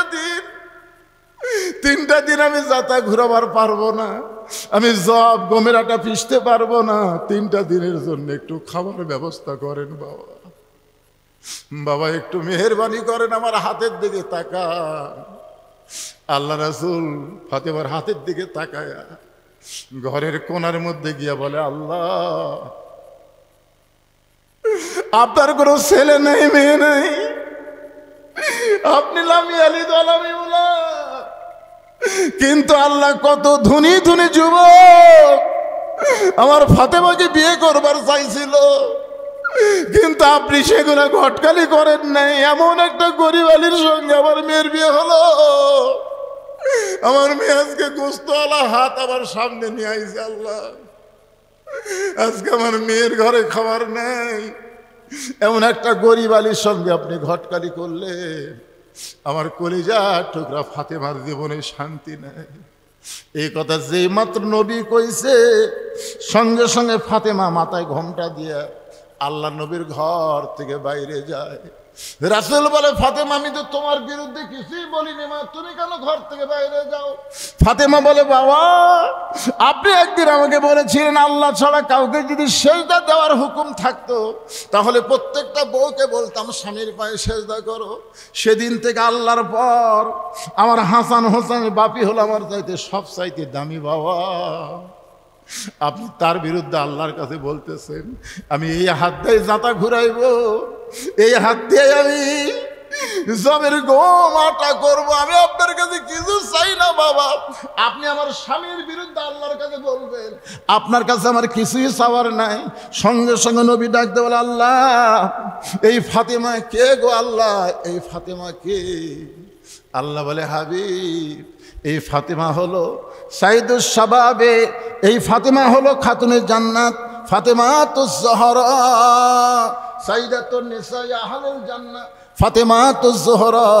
এই ফাতেমাকে আমি আল্লাহ তাআলা জান্নাতি নারীদের নেত্রী বানাইছি। আল্লাহু আকবার। চিন্তা করে দেখেন, আল্লাহ নবী যদি তার মেয়েকে এরকম শিক্ষা দেয়, আর আপনার মেয়ে হাইল পরে গোটা পাড়া ঘুরতেছে কিলকিল করে, কত যুবক তার চেহারা দেখে নষ্ট হচ্ছে। আপনার বউ, আপনার ছেলে, আপনার মেয়ের উপরে আপনার রাখালি করার দরকার আছে না নাই? কথা বলেন, আছে না নাই? আল্লাহ আমরা সবাই ফিলিস্তিনের মুসলমানের জন্য প্রাণ খুলে একটু দোয়া করব। আল্লাহ রে, আজকে ফিলিস্তিনের গাজায় ফিলিস্তিনে এত মানুষকে তারা হত্যা করতেছে, এত মুসলমান শিশু বাচ্চাদেরকে তারা মারতেছে। আল্লাহ গোটা বাংলাদেশ সহ পৃথিবীর সমস্ত মুসলমান এই ফিলিস্তিনের মুসলমানের পক্ষ নিয়ে আন্দোলন করতেছে। আল্লাহ মুসলমানের চোখের পানির দিকে তাকায়া, তুমি যদি তোমার কাবা ঘর ধ্বংস করতে এসেছিল আব্রাহা, আবাবিল পাখি দিয়ে তুমি যদি আব্রাহা বাদশাকে ধ্বংস করতে পারো, আল্লাহ তোমার পক্ষের আবাবিলের শক্তি দিয়ে গোটা পৃথিবীর মানচিত্র থেকে ইসরায়েলকে আল্লাহ তুমি ধ্বংস করে দাও। আল্লাহ ইহুদির বাচ্চাদেরকে তুমি ধ্বংস করে দাও। আল্লাহ আল্লাহ আল্লাহ ফিলিস্তিনে যারা জীবন দিল, জীবন দিচ্ছে আল্লাহ, সব জীবন দেওয়াকে তুমি শাহাদত হিসাবে কবুল করে নাও। আল্লাহ আমার বাংলাদেশের ছাত্র জনতা জীবন দিয়ে ফ্যাসিস মুক্ত একটা বাংলাদেশ করে দিয়েছে। আল্লাহ তাদেরকে তুমি শহীদ কবুল করো। যারা পঙ্গু অবস্থায় আছে হাসপাতালে তাদেরকে সুস্থতা দান করো। আল্লাহুম্মা আনতাস সালাম আমিনকাস সালাম তাবারাকতা ইয়া যাল জালালি ওয়াল ইকরাম। হে আল্লাহ তাআলা, তোমার এই গ্রামের যুবকেরা কষ্ট করে, প্রবাসীরা কষ্ট করে, মেহনত করে আজকের এই জান্নাতের বাগান লাগাইছে। আল্লাহ মেহেরবানি করে আজকের এই মাহফিল আমাদের সকলের হেদায়েতের জন্যে, নাজাতের জন্যে, জান্নাতের জন্যে কবুল করে নাও। এই মাহফিলের শুরু থেকে শেষ পর্যন্ত যত আলোচনা হয়েছে আল্লাহ, এর মধ্যে যদি কোনো ভুল হয় মাফ করে দাও। এর যা হাদিয়া মঞ্জুর করো সোনার মদিনায় নবী পাকের রওজা মুবারকে আল্লাহ কবুল করে নাও। তামাম আম্বিয়াই কেরাম, আসহাবে কেরাম, আউলিয়াই কেরাম, পীর মাশায়েখ, বুজুর্গানে কেরাম, তামাম পৃথিবীর মাটির নিচে যত মুমিন মুমিনা আছে আল্লাহ সকলের আরওয়াহ ফরেহা দিয়ে কবুল করো। আল্লাহ আমরা যারা হাত তুলেছি, আমাদের জনম দুঃখনী মা যাদের কবরে চলে গেছে, যাদের বাবা কবরে গেছে, আল্লাহ মেহেরবানি করে মা বাবা কবর জান্নাতের টুকরা বানিয়ে দাও। আয় আল্লাহ তাআলা, আমাদের দাদা দাদি, নানান আত্মীয় স্বজন, শ্বশুর শাশুড়ি যারা কবরে গেছে মাফ করে দাও। এই গ্রামের গোরস্থানে যত মুর্দা শুয়ে আছে আল্লাহ কবরকে জান্নাতের টুকরা বানায় দাও। আজকের মাহফিলের সম্মানিত সভাপতি অসুস্থ অবস্থা আছে, আল্লাহ সুস্থ করে দাও। আমি নিজেও অসুস্থ, আমার মতো যারা অসুস্থ হাত তুলেছে আল্লাহ সবাইকে সুস্থতার নিয়ামত দান করো। আজকের মাহফিলের সম্মানিত প্রধান অতিথি কবুল করো, বিশেষ অতিথি কবুল করো, সম্মানিত অতিথিদের কবুল করো। আমার মা বোনদেরকে আল্লাহ তুমি কবুল করো। আমার মা বোনদেরকে মা ফাতেমার চরিত্র দিও। আমার মা বোনদেরকে পর্দা নিশে আল্লাহ তুমি কবুল করো। আল্লাহ মেহেরবানি করে কে কোন নিয়তে হাত তুলেছে আল্লাহ সকলের নেক নিয়ত নেকাশাকে পূরণ করে মৃত্যুর সময় জবানে জারি করে দিও লা ইলাহা ইল্লাল্লাহু মুহাম্মাদুর রাসূলুল্লাহ। আমরা 54 বছরে সব কিছুই দেখলাম, সব দেখা আমাদের শেষ। একটু আগামীতে আমরা আল্লাহর কোরআন দিয়ে বাংলাদেশ দেখতে চাই। এই নিয়ত করলে কি পাপ হবে? বিএনপি করেন, আওয়ামী লীগ করেন, জাতীয় পার্টি করেন, যে পার্টি করেন, মরে গেলে কিন্তু কোরআন ছাড়া কাম হবে না। ধরে কোন কথা ঠিক কিন্তু মরার পরে কোরআন না লিয়া যেত অবস্থায় কোরআন লিয়া যদি আমরা চলতে পারি, আল্লাহ যেন সে তৌফিক দান করে।